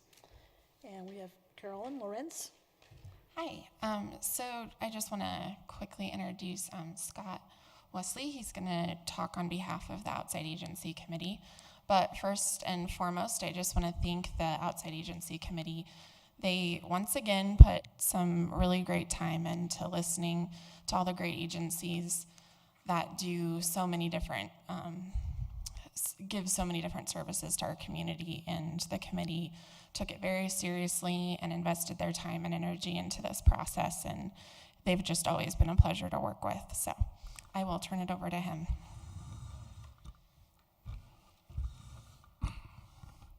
Madam Mayor, city staff, and council members, we the citizens that served on the review committee for the outside agency program would like to thank you for your openness to involve citizens in the budget process and the belief that the citizens of Wheat Ridge should have a voice in the funding of community organizations that have a direct impact on the day-to-day lives of our fellow citizens. With the citizens' willingness to volunteer and the city's commitment to accept them, Wheat Ridge stands out as a thriving, caring community and a trendsetter in the trendsetter in the area of citizen involvement. People and businesses want to be associated with broad-minded community. As we did last year, we'd like to start by thanking Carly for all of her hard work. She was courteous to all the applicants, helped answer all the questions we had, kept us focused, and at all times she was very professional. Thank you, Carly. It was a real pleasure working with you. We reviewed applications from 21 different community organizations that were comprised of most of the same organizations that applied last year. We did have one new applicant, and we're very excited to see the program expand. As our lives progress from children to working adults to the twilight of our days, there are times that we may find ourselves or loved ones in the need of a helping hand, and the organizations that submitted requests for funding offer the kindest of help, non-traditional learning experiences, and unique opportunities for the city to expand its public-private partnerships. In an effort to meet the needs of our citizens, these organizations have to work in the constraints of their balance sheets. The money never stretches far enough. Based on the increased needs of the citizens of Wheat Ridge for the services these organizations offer, we have reached a consensus on our funding recommendations. Our funding recommendations have increased by 17% over last year's recommendations. The change in funding recommendations is equitable and is spread between the 21 organizations, with the highest increase for the organizations at $3,200 and the lowest being a decrease of $900. Our recommendations represent the tangible results of an intense review of all the requests and the thoughtful discussions thereof. We believe the increase in funding is justified, as the city and its citizens will see an increase in the benefits from the services these organizations offer when they are funded at a compassionate level. We need to make sure everyone benefits from our improving economy. With the approval of these funding recommendations, the city is sending a message that it is a champion of a robust community involvement and values the fostering of a compassionate community. Please see Carly's July 17th, 2017 memorandum for the specific amounts of our recommendations. After the conclusion of last year's committee meetings, we identified an area we wanted to improve, and that was the concise flow of information from application to funding recommendation. Before this year's committee meetings, we met to discuss the streamlining.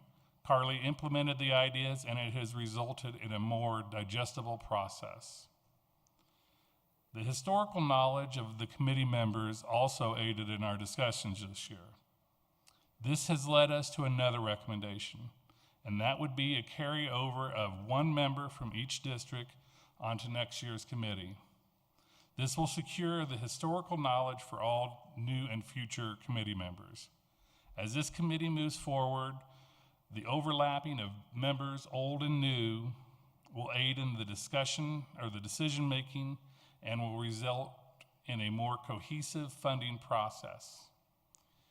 Any of the current members currently serving would serve another year if asked.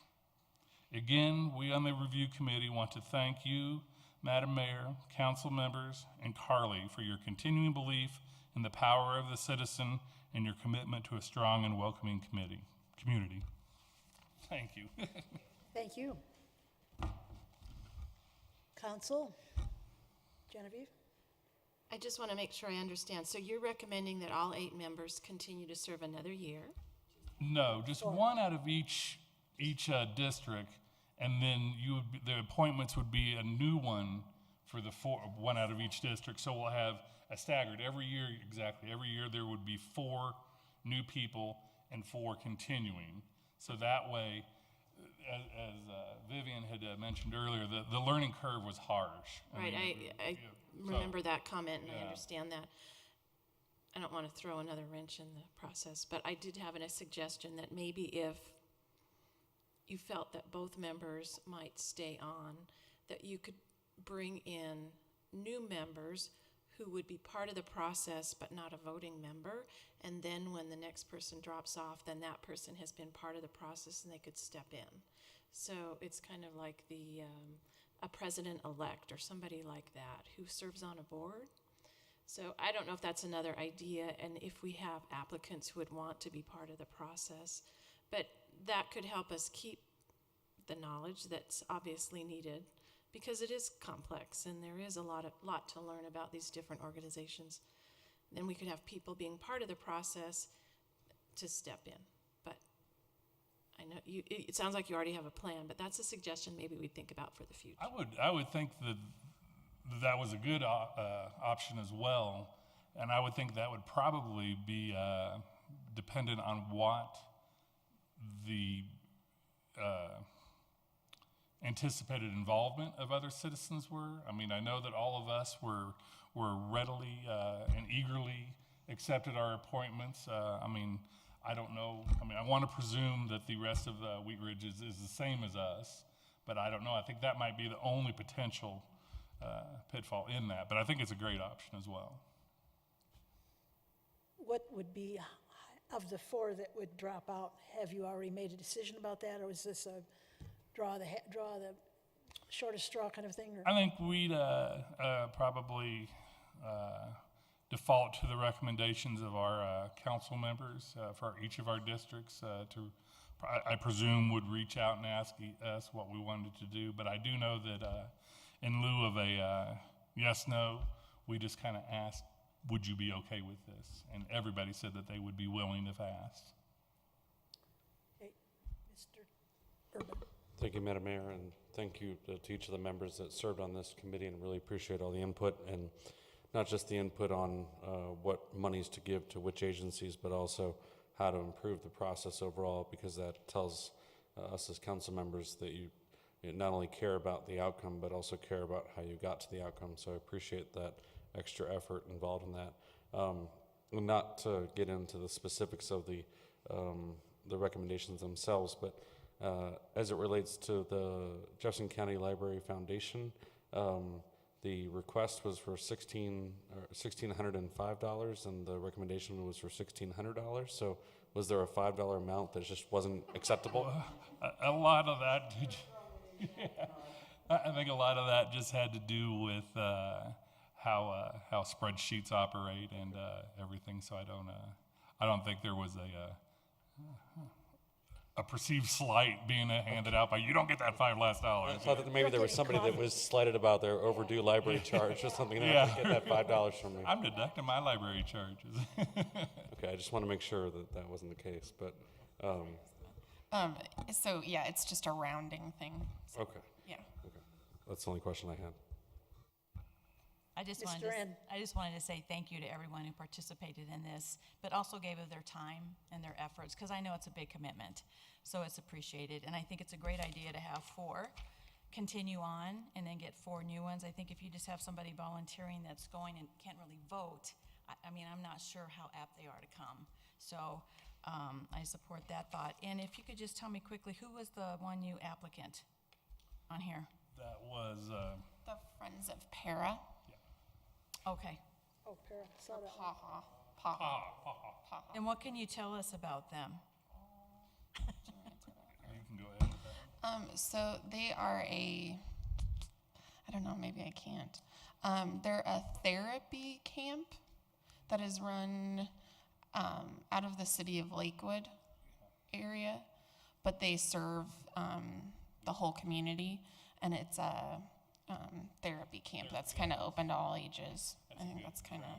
They offer different services to people with certain needs, and they draw from a general region. I mean, we found that a lot with a lot of the organizations, and that's why one of the at least in my concern, overriding factors in making decisions was exactly how do you benefit specifically Wheat Ridge? Mhm. You know, and while it's great to have a lot of the bigger things, I think that was an overriding concern of ours.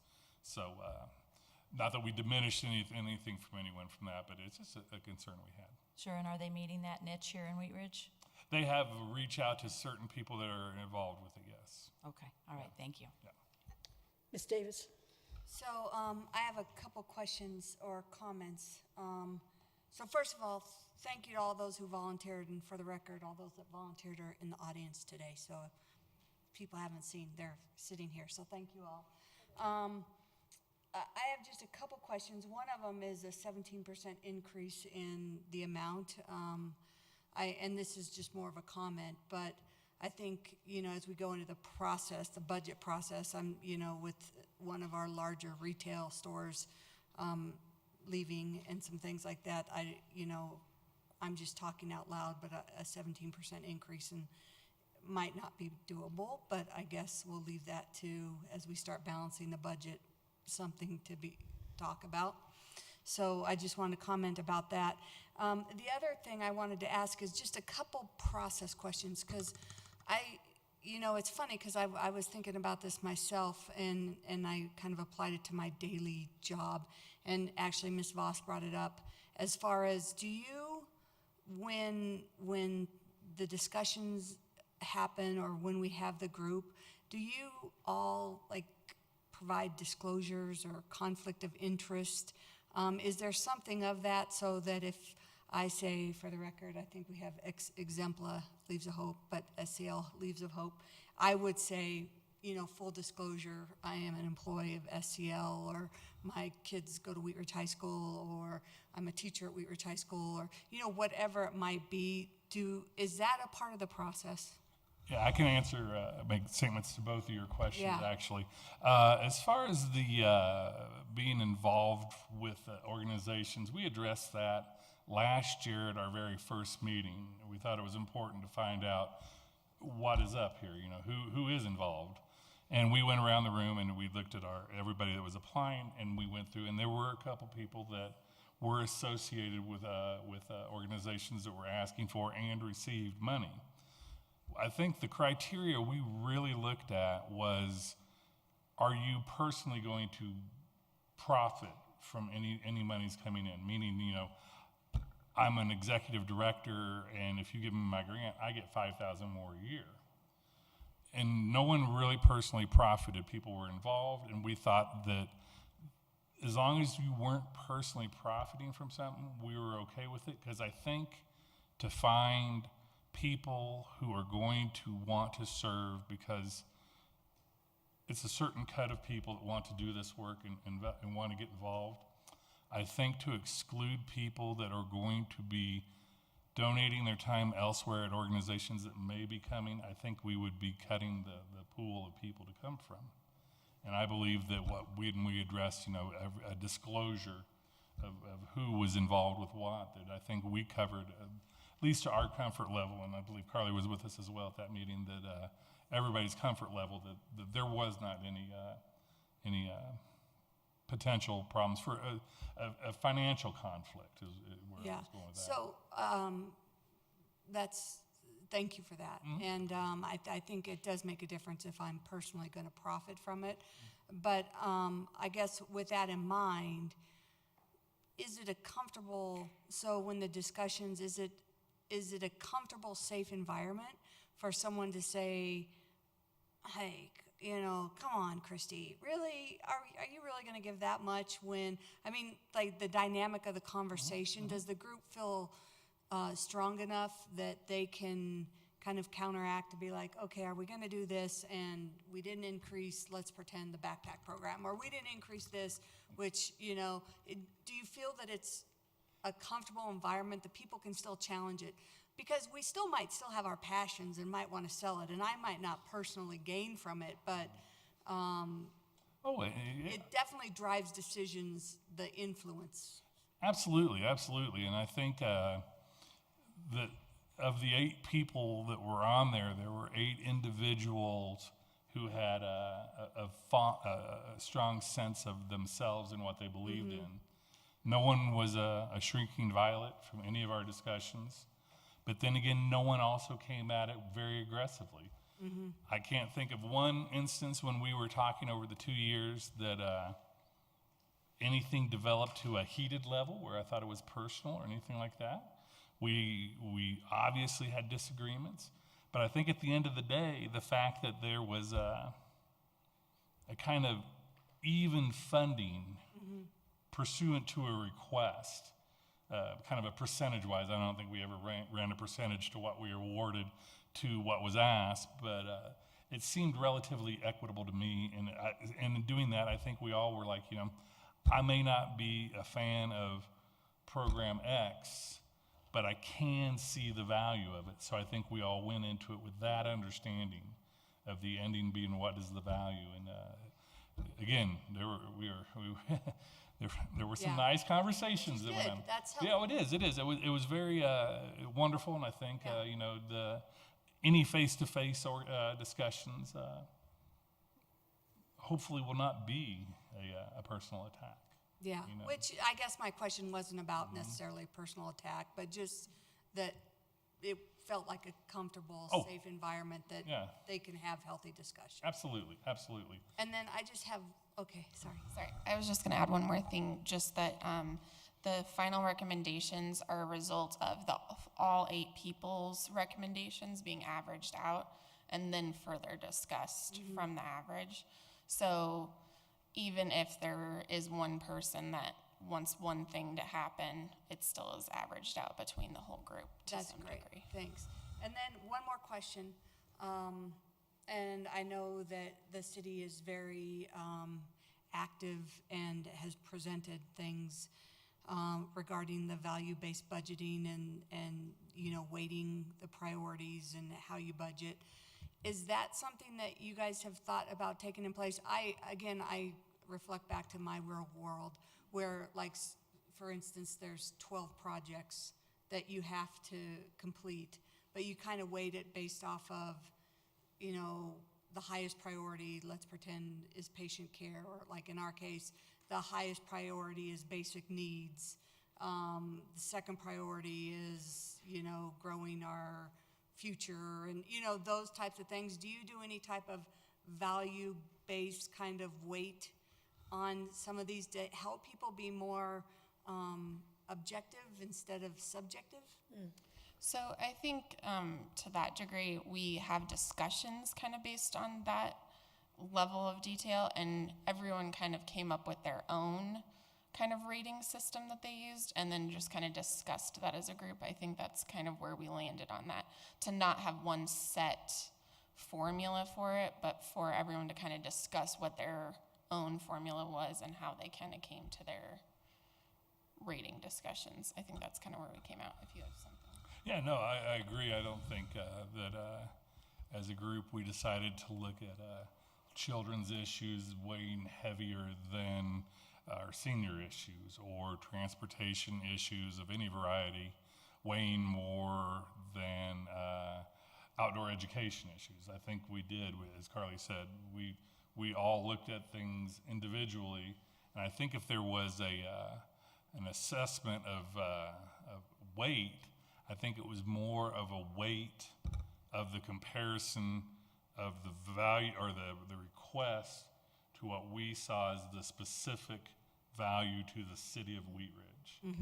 So I think that's where our biggest weighing went on. Yeah, because I think that kind of goes back to the new group it's kind of how many, these funds of what percentage of our community is this going to help with them. So if it's, I don't know, underwater basket weaving in an ocean and we gave money, well, we don't have an ocean, so that might, just as far as to see that it's going to help the members of our community versus, just it's a good cause. Yeah. And I agree with that. And going to your original statement about the 17% number, that wasn't a goal that we set out to get to. I mean, we set out to do basically as we did last year, but as we went along and we saw especially the continuing of these organizations coming to us and saying, okay, last year you gave us X, and here's what we were able to do. But boy, with the economy and what's happened, now we're up to here with our requests, and we need to get more money in. So that's how we got there, and we really do. We understand that there are constraints. I mean, we have a lot of, obviously from the presentations, there is a lot of major things going on in our city that need to be handled and handled with the utmost care. We also believe that along with a lot of these constructions projects, that a statement of a city is also how does it help who is in the most of need.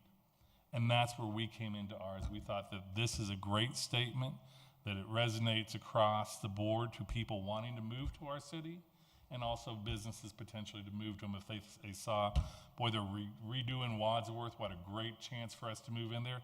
And also I saw that, my aunt or my uncle or a friend benefited from some program that they got going and it was funded. So we really see these two things dovetailing together, and I think that's how we ended up with our confidence in our recommendations. Yeah, you guys had a tough job, so thank you. You're welcome. Thank you again, not only for the presentation, but to all of the participants. I don't know, several nights, several weeks? Yes? Yes. Yes, Yes. readily. And we want to thank Carly's baby for waiting to not come out. So we wanted her here to hear everything. I don't know if Carly wants to thank her baby for that. But Well, it looks like you used judgment based on best value received. And obviously, we have to look it over as far as, we're not sure what next year is going to be. Absolutely. With the expenses and the loss of income. Thank you, Carly, so much for being there and hanging in with this group, this motley group here. Now, let's see who all we have here, so that our people, well, Scott, we have Carla Mead, right here, Carla Mead. Ron Benson isn't here. Tracy isn't here. John Genova is here, right? Vivian Voss, you're here. Margie Seifer and John Clark. Thank you all very much. thank you. Thank you. Thank you.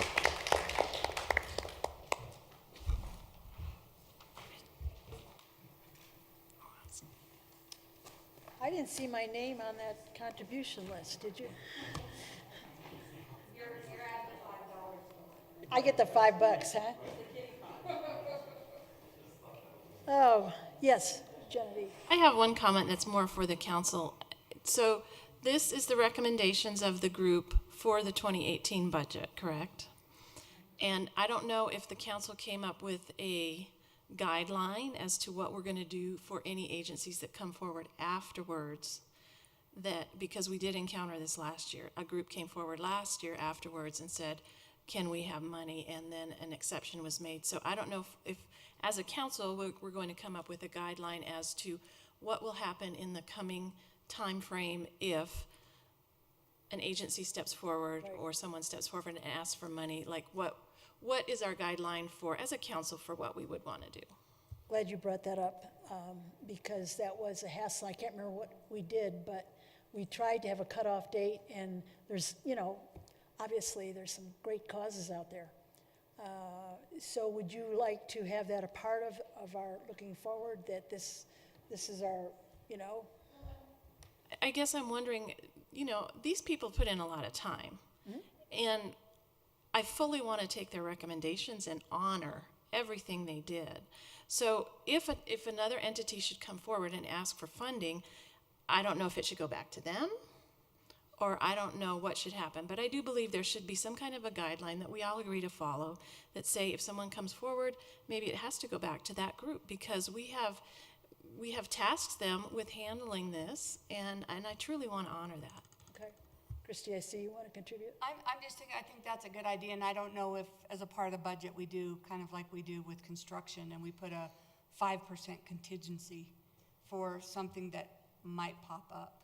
And so we say, okay, this is how much we budgeted with a 5% contingency, so that if something did pop up, that, these, our task force knows you have another $10,000 or whatever, and we're sending any requests to you to weigh out. Or maybe what we do is we do it like quarterly, so that Because it's also gonna be hard to make a decision as they come up, because you don't know what's coming up next. Right. So it might be something that we say, okay, they're gonna meet mid-year, and we'll present this along with 3 other requests we've had, we'll get back to you, type of thing. Mr. Fitzgerald, do you have a thought? I kind of would be in favor of just saying it's closed. If you remember last year, we had $39 million on the table, and we spent a half an hour talking about $2,000. I don't think we can allow ourselves to do that again. So I think we should just say it's closed for this year. You can apply next year. Mr. Ann?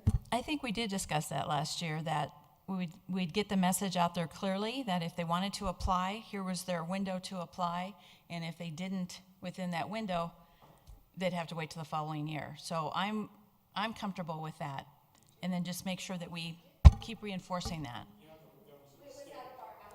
Yeah, it was out of our We outreach used our funds. own- Yeah, we did. Yeah. So I'm comfortable with that. All right, so do we need a consensus on that? I'd like to ask for a consensus to, if there's any other applicants that come forward, just let them know that they'll have to apply for next year for any outreach or outside agency funding.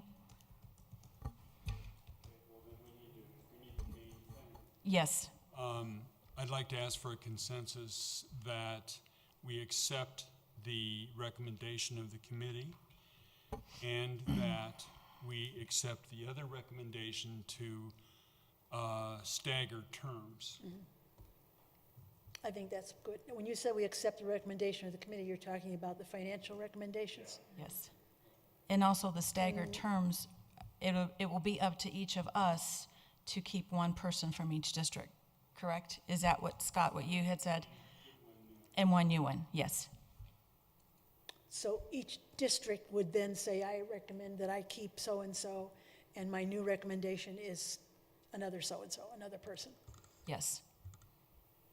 I see a hand. So just a quick question, and I agree with all of the above. I think they brought up some good points, and hopefully we're not ever in this boat, but if we don't have someone that wants to, we don't, like, say, for instance, District 2 ends up with a vacancy, but the person that's there wants to stay, are we putting any kind of term limits on it if there are not other people interested? I mean, I guess it kind of goes back to earlier what was said is, hopefully there's always people interested in, working on this, but I didn't know if there's any kind of term limits. I wouldn't, it's a tough one, because even when we do the boards and commissions, if the incumbent wants to do it again, we continue that. So I don't know if we're setting up something or. Let's make it as informal as possible without any too many restrictions on it, without. I mean, I would say if we can't find someone to serve in District 2 and the current person wants to stay on, then they stay on for the 2 years. Yeah, but I guess my other thing is, on the flip side, if we do it like the boards and commissions, if both of them want to stay on, then they both can stay on, because that's how we do boards and commissions. Right. So that's kind of, you see what I'm saying? Yeah, I see what you're saying. What we'd have to do is reappoint the person for a new term. So we would treat that person, we'd have the one person who stays on for the remainder of this term, and then we'd appoint the second person to begin a new term. Right, but you see what I'm saying, like boards and commissions? Yeah. We, like I'm gonna use District 2, Carla and Vivian, if they both said, I'm here, I loved it, thank you for the opportunity, I'm gonna do it again, Zach and I are like, okay, great, then we have them both do it again. And that one of them doesn't have to say, well, I'll do it for the next year, and the other one say, well, I'll bow out. Right. So I guess it's a little different than how we're handling boards and commissions, and I think for me, I'd like that clarification. I think that's valid. And I think that what you're saying is let them kind of decide that if 2 of them want to stay on, let them stay. If one of them says, I need to move on, I have other things, then replace that one, much like boards and commission. Yeah, I think so. So that way you're not saying you go, right? Do we need to stagger in this next appointment, make some of the seats on this a longer term than the other terms so that it is staggered, so that it isn't, everybody is, Yeah, because you can, we'll set up a process. because We can keep people, we can just keep one, reappointing them until. one person's on for 2 years, another person's on for 1 year, so that there's some sort of, Right. I mean, it's tough because you don't, it's hard because you don't always do that with boards and commissions. I mean, I'll be the first one to say, my dad was on the liquor authority for 30-something years, but he took his job very seriously. But, I think it's, yeah, I mean, you got to give him a high five for doing that. But What if the current members have to find their own replacements? Okay, That's a suggestion. anyways, I guess what we're doing is that's going to confuse me in the end or get me in trouble in the end, is it's kind of a different process of boards and commissions, and so I don't ever want to be looked at as, you let this person go on and on and Right. on in the planning commission, and then you booted this right. person. We have no term limits on any of our volunteer Right. boards at this point. Right. Why don't we see how many applications we get and then kind of assess it and see and have it come back to us? Yeah, Why don't we ask them if they're all wanting to stay on? No, well, they all said they would. but I thought some said that they wouldn't because they served on something else, so they're willing to step down. Okay. All the terms are set to expire in January of 2018. Carly, when do you anticipate doing a call for participants? Sometime in the spring? Okay, so that's the general timeline, and I think if council wants to provide a consensus based on the discussion thus far, I think that's enough direction for staff to work with. And then when we bring the applicants to you in the spring based on expressed interest, so some of those who have been serving on the committee may, something may come up between now and the spring. We just don't know. So we can see how that flow works, and then if there's something that council needs to address from a formal perspective, you can have that discussion then, if you're comfortable doing it that way.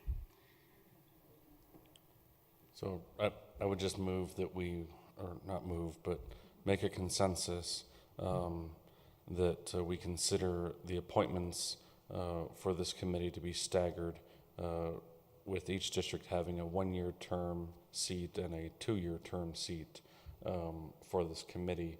And those appointments would happen in the calendar year 2018, so that moving forward beyond that, they would have that staggered appointment, so that there would always be somebody with knowledge of what's going on. That included in our Yeah, not being able to you reapply? started the consensus. Okay. So we'll separate those. Yeah, I think we should separate them. Yep. Is that clear? Yeah, I think you need to take formal consensus. I do need to, and I need it restated, because I can't restate it.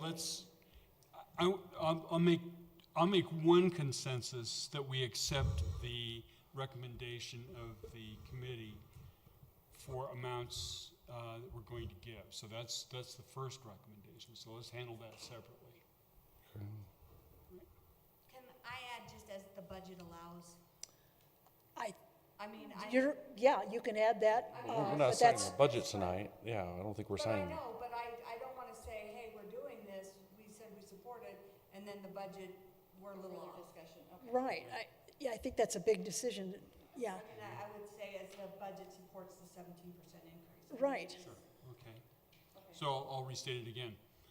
If the budget, As the budget allows. we accept the committee's recommendation as to who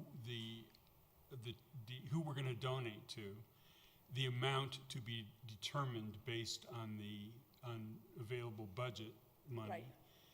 but in the same percentages as the committee's recommendation.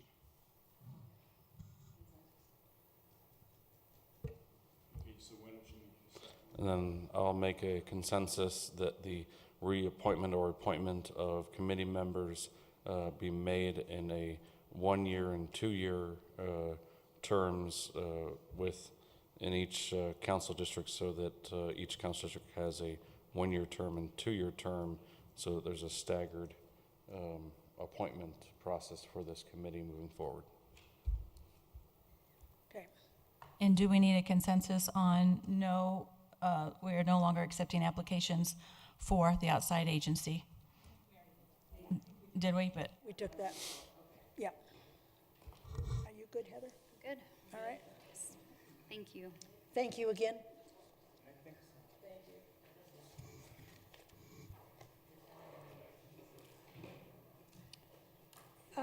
Boy, so much has gone on, I forgot what I was going to say here.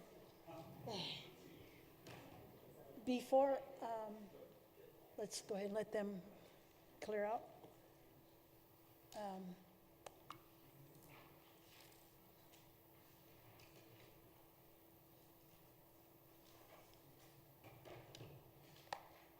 Okay, I want to bring up something before the elected officials' reports. In the past few years, we have had a group, neighborhood, United Neighbors, I believe it is, that has conducted our election forums for us, for the city, I shouldn't say for us.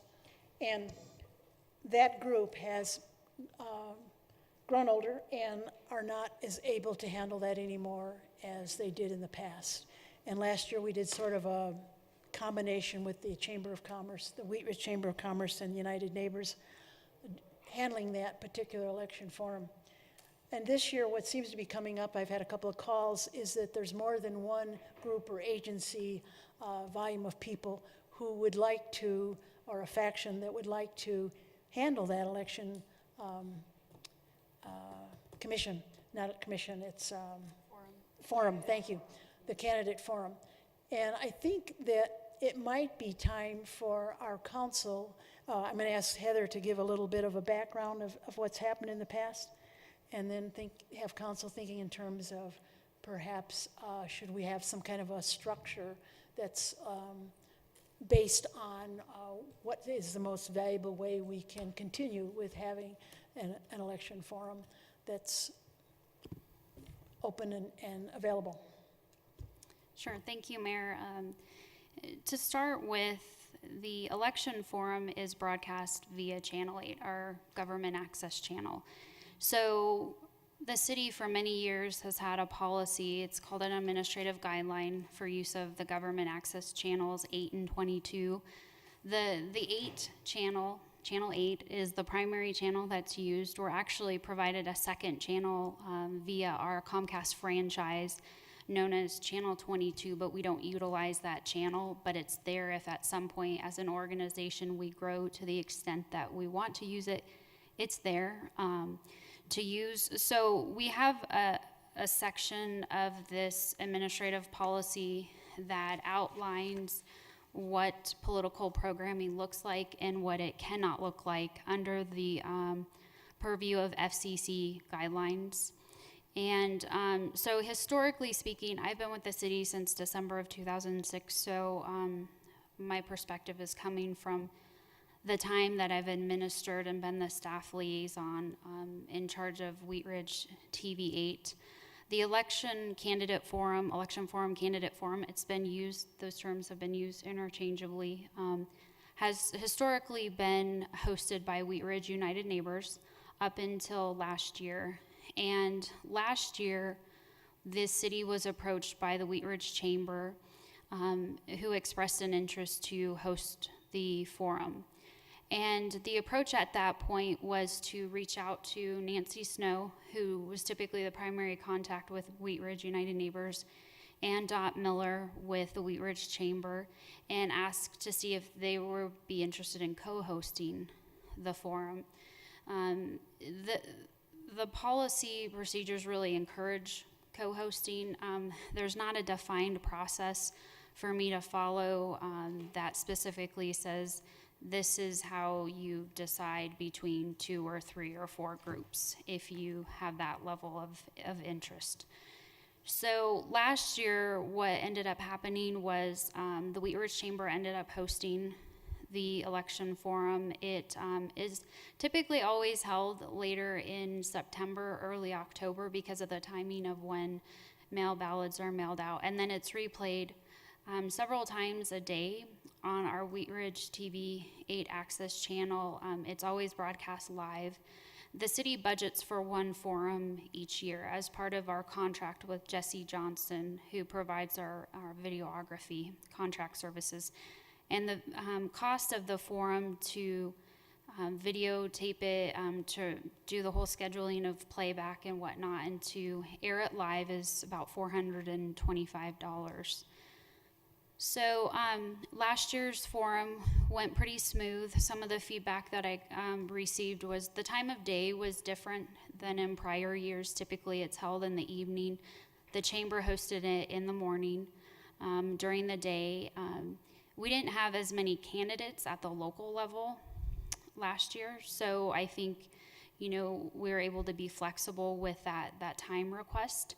Part of the process is that when I receive interest, I provide the policy, the administrative guideline, to the interested party, and then ask them to complete what we call a airtime project proposal.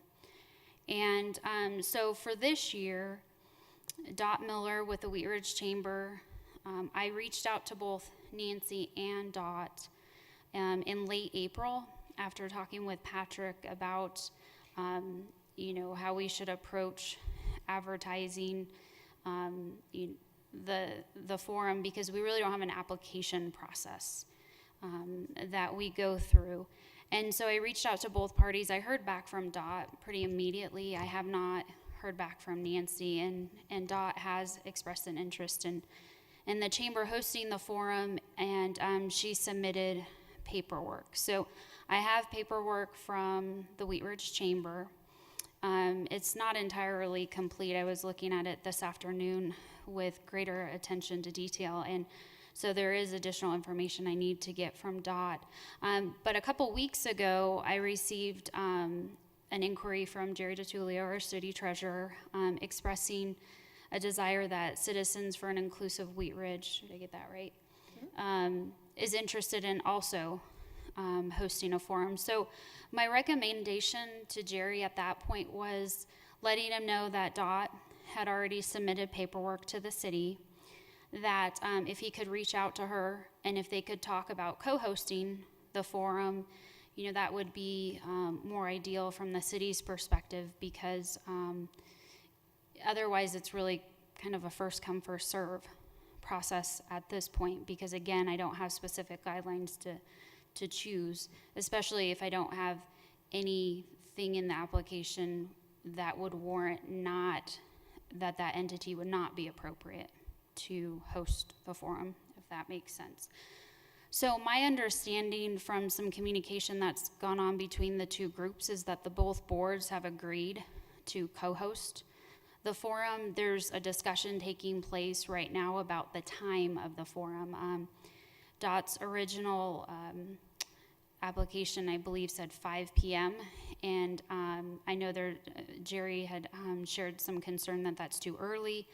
So, in the spirit of facilitating, reaching some sort of consensus between the two groups, I sent an email late, I believe it was Friday, to Dot and Jerry, and just recommended that, if we could push it back to a 5:30 or even a 6 o'clock start time, or that they could look at talking about the state ballot questions first, if there are going to be state ballot questions, which usually consists of reading the pro and con statement out of the Blue Book, and then focusing on the school district elections, and then they can move on to the local elections, which would be a later start time in the evening, which would be potentially more convenient for candidates who work during the day.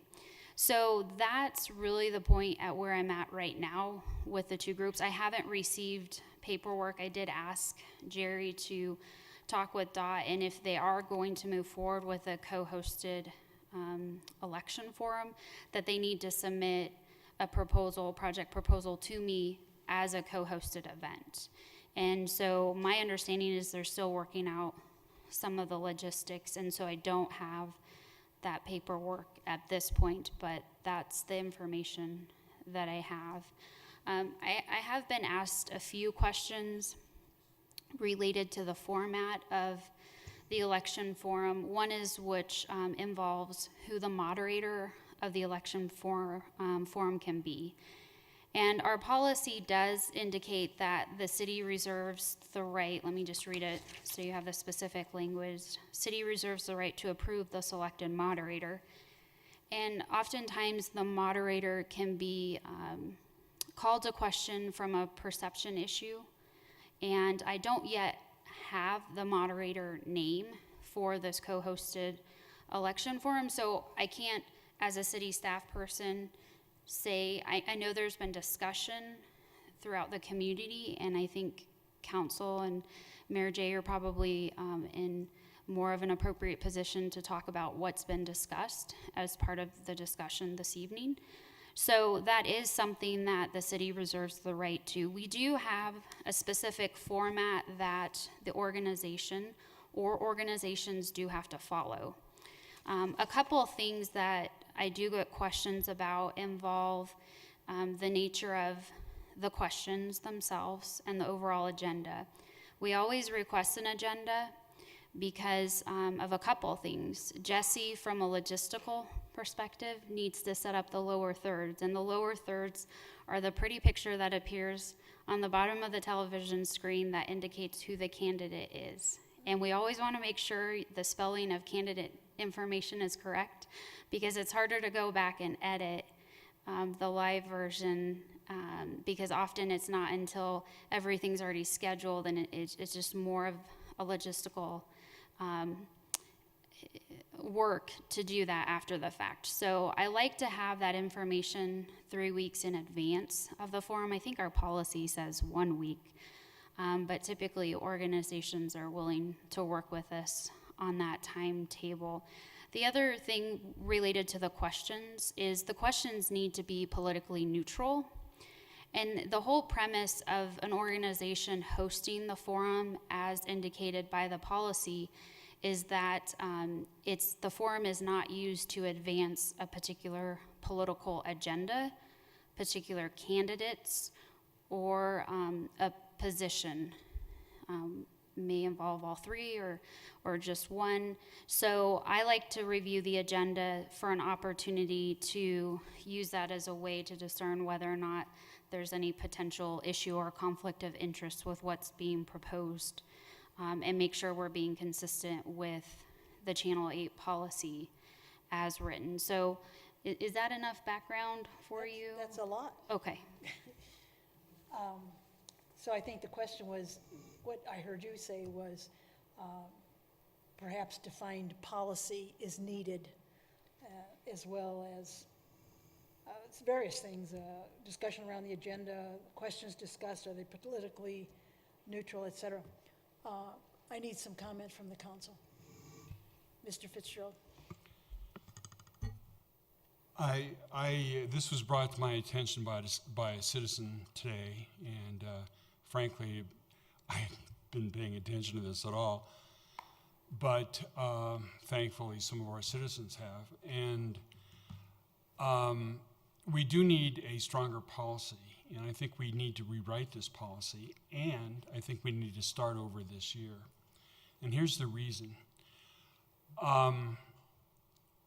One of the proposed sponsors has offices in a building owned by one of the candidates.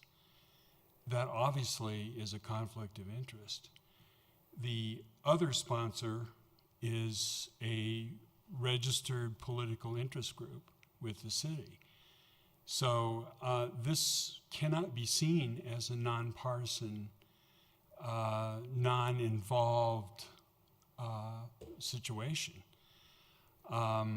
We have to start over again and start from ground one, because there is nothing at all about this that is fair and unbiased. Everything is biased in this, or has the potential of being biased at least.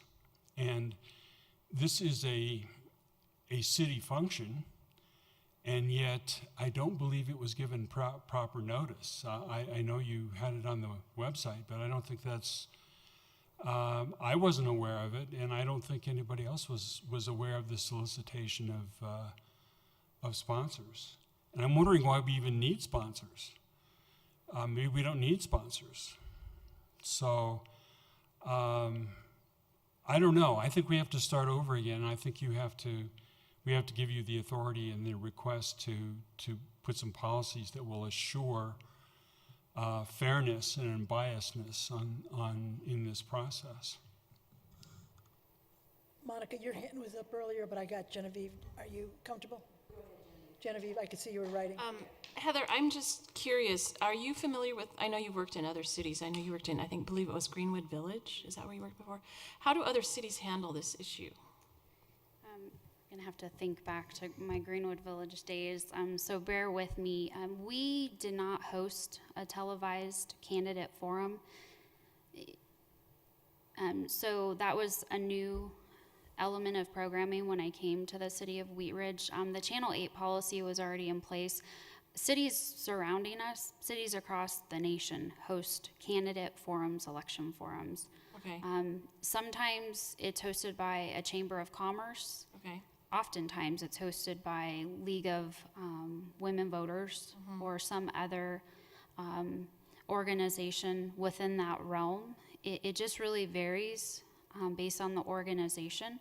All organizations, if they're using a government access channel for the televising of the program, have to follow FCC regulations. I know our policy, I had reached out some time ago. It's been a few years since I've done a policy review. I think the last review was back in 2011 because questions came up back then, and I'd have to go back to what those specific changes looked like and provide you with that information another time. But our policy is pretty consistent as it's written today with what Arvada, Lakewood, and Denver looked like back then. I'd have to reach out to those communities and ask them for their policies and do a whole review to see if anything's changed to date. Let me add one that I know of, which is Golden. And Golden has a completely unbiased group called Leadership Golden. They're a spinoff of the Leadership, Jeffco Leadership, and they handle theirs. I talked to the Golden mayor. Now, I had a couple other hands up. You want to? Yes. With Leadership Golden, who's on that committee? Is it made up of citizens? Is it made up of, do we Good know? question. Okay. Jefferson County has a leadership committee, which is people from all over. I've gone through it myself in Wheat Ridge, and it's usually an assembly of agency heads and elected officials. It's very eclectic, and I'm guessing that that's what theirs is as well. Could be a corporate leader. It could be all sorts of the service agencies. There's usually a lot of nonprofits. It's a whole very eclectic group of professional people usually.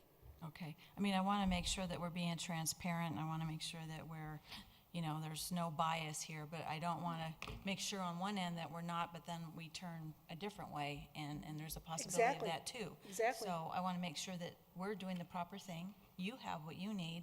I've never even seen what you've got there, so it'd be good to kind of look at that, but I just want to make sure that, we're doing a service to our community, not a disservice, because a lot of citizens rely on coming to the forum. I mean, last year, as I recall, it was just an introduction, I think, of each candidate. I don't remember any kind of questions. Am I wrong last year? I don't remember any kind of questions in the forum because I was here watching that, but I mean, people do look forward to that in the city. They look forward to seeing the candidates, getting a little information, but always There's a but trust having a factor, process. an important Yes. trust So I want factor. to make sure that we keep that, and however we need to do that, I want us to do.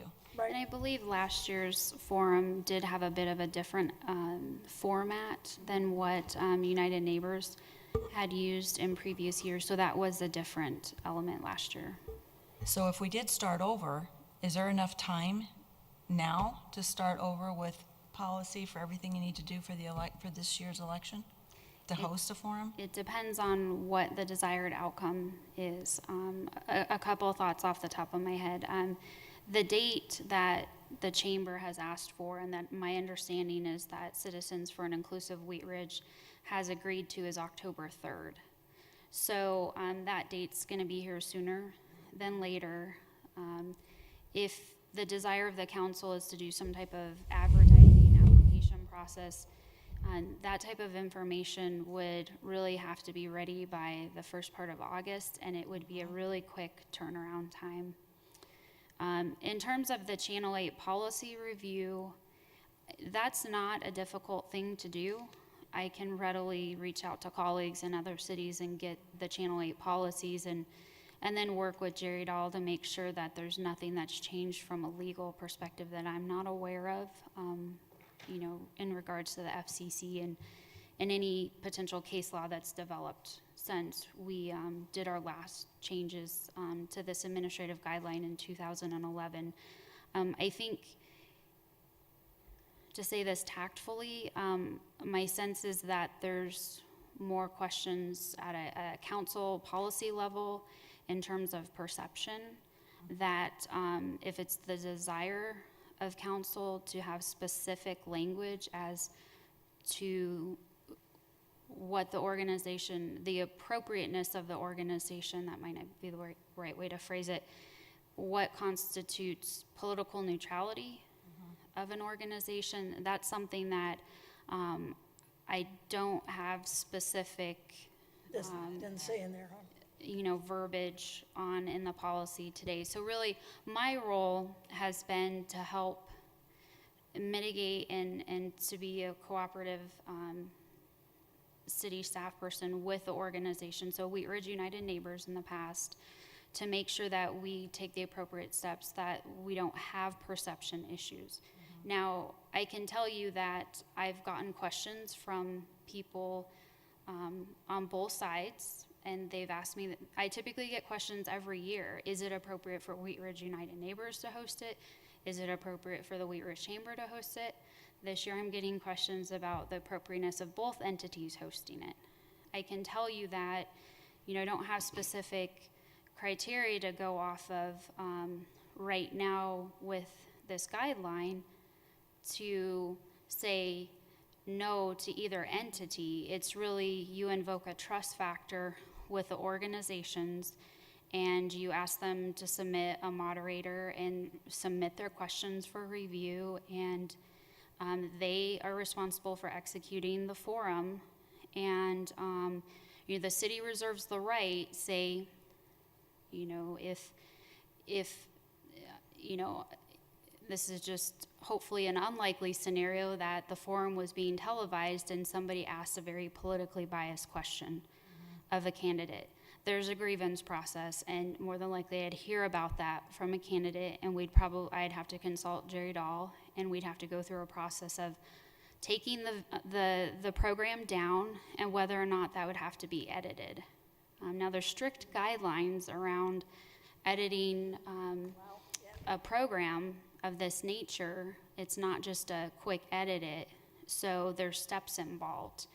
And so again, even going back to Wheat Ridge United Neighbors, I can tell you, because I've been doing this since 2007 really, that there have been questions about perception. This is a policy I have to work with, and again, it's not uncommon to the policy that Lakewood and Arvada have. And so that's where I'm at. So is there a grievance procedure in there?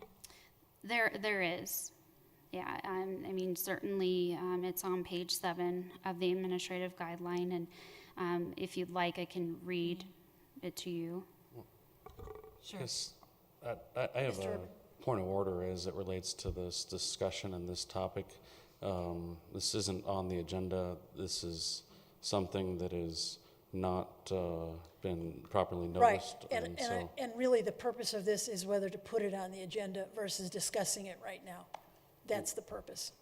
So we're having a full-on discussion to... Exactly. Thank you for bringing that up. We've wandered off into a discussion instead of getting back to do we need to have a discussion? That's really. So Okay. that's where I think we're a little bit off the rails here, in the sense that as much as I appreciate this discussion and think it's a worthwhile point and need to definitely delve into this further, I don't think that because this is not on the agenda, and this does appear to me to be the time in the meeting where we're giving reports, and I think that a report on this subject matter is wholly appropriate. It does feel like we're not in that realm, that we're more in a discussion realm, and it doesn't feel like to me at least, that we're giving proper notice and transparency to this topic by having this full discussion here, because it's, number one, it's not on the agenda. Exactly, and that's people what I aren't just here said, to that the idea participate in that. is do we want to put this on a quick agenda, and, meaning a forthcoming agenda, not discuss it tonight, and I appreciate your point. Okay, then we need to move to And that. let me, So go ahead. I would like to get a consensus that we put it on the next study session, because I do think time is of the essence. And I would say, that being said, I think there is a little discussion that needs to be had, because I don't want to commit to certain groups and certain times and certain dates if that may change. Right. So I do think, I would like it on the next study session. I don't know even if we have time next week to have it after A our special regular study meeting. session, right. But I think time is of the essence. And the only thing I worry about with the grievance process is when it's on TV and that type of thing, you can't unring that bell. Exactly. So even though you asked a politically charged question and you deleted it off later, it's the internet. It's like it's done. jury, don't strike it Yeah, from the and jury. this year, it might be something that we as a group have to pull together and then set a good policy for the future. That we've done a lot of great things, including our citizens, and maybe we have another little citizen group that works on the candidate forums or something. So I would like to make a consensus that we put it on the next, either a special study session next week or the next study session. Okay. Special study session, because time is of the essence. Special correct, you study were saying? session is what we're hoping for, okay. Okay. All right, thank you very much. Now, and once again, Zach, thanks for pointing that out. Let's get on to elected officials' reports. Starting with you, Ms. Davis. So we were supposed to have a Renewal Wheat Ridge meeting tomorrow, but it's scheduled for August 1st, so that's an update there.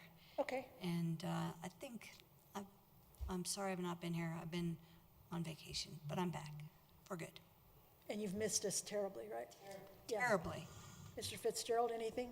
Well, I just want to say for those of you interested in housing issues, the county commissioners did vote unanimously to apply for the funds. That's the good news. The bad news is the current proposed federal budget cuts the Tiger grants, part of that fund, entirely, and reduces the CBDG level by a third. So where that leaves us, I don't really know. But so there's good news and bad news. Okay. I don't know if the tiger is absolute, but it doesn't look very good, does it? Nothing tonight, Genevieve. thank you. Mr. Urban? Nothing tonight, thank you. Could I get back to, was there anything from WRBD, Weird Business District? No, I have nothing. Oh, yeah, that. No, we did not meet. We had no applications. Okay. So we did not meet. All right, thank you. Mr. N. Nothing tonight, thank you. City Clerk, I remembered you. Nothing tonight, except just to remind you that I will be gone next week, and Robin will be filling in for me. Okay. And our acting city manager? One quick exciting update is to announce that the City of Wheat Ridge has received for the 5th year in a row the Government Finance Officers Distinguished Budget Award. So this is an award that we apply for annually, and we have to meet pretty specific criterion in terms of how we adopt our, not how we adopt, how we develop our budget. and you have to do it within a certain window of time frame following adoption of the budget by council. So we're really excited about receiving this award again for the 5th year. Development of the budget here at the City of Wheat Ridge requires a huge team effort. That includes our city manager, Patrick Goff, myself, Carly Lawrence, our assistant to the city manager, all of our department directors, and numerous managers and supervisors throughout the organization. So I'd just like to extend a thank you to them for all of their hard work. We are in the midst of the 2018 budget process, which we'll be bringing to you just before Labor Day. So thank you for your support over the years. And again, we're just really excited about that. Ms. Davis. Can I ask Heather one question about the roof permits? And so, you know, of course, we get emails and calls. How is that going? I mean, like, I can tell you everybody in my neighborhood except me has a new roof, and it seems to be going well. It seems like they start the roof, and the next day the roof's finished. So I think, you know, the half roof inspection or whatever, the mid roof, you know, those are coming through. But then, you know, I get an email that says, oh, my neighbor still has a, you know, a wide open roof, and it's taken 14 days to get a permit. Do you have any kind of numbers or update on that? I don't have numbers with me, I'm sorry. I didn't ask for those for this evening's meeting. I will talk to Ken when he gets back to the office on Wednesday and let Patrick know that that's something that they can provide an update to council on Monday night. From more of an anecdotal perspective, I know, I would say, you know, wouldn't say it's going smoother, but I think that the contract help that we have on board is helping, and we're making our way through the high volume that we have.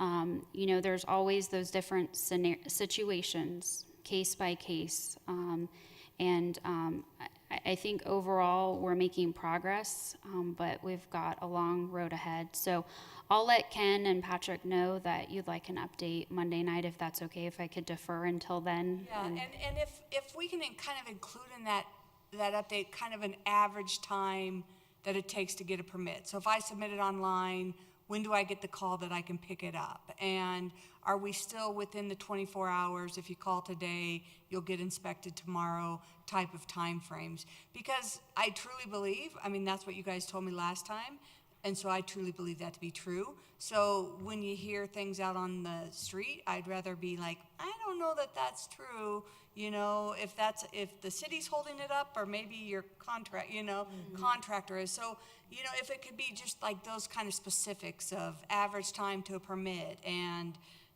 those types, you know, are we still doing the mid-roof inspection? You call me today, I'm there tomorrow type of numbers or ideas. And then just overall numbers would be nice. But I think that's kind of, I hear, you know, it takes 14 days to get a permit. Is that true?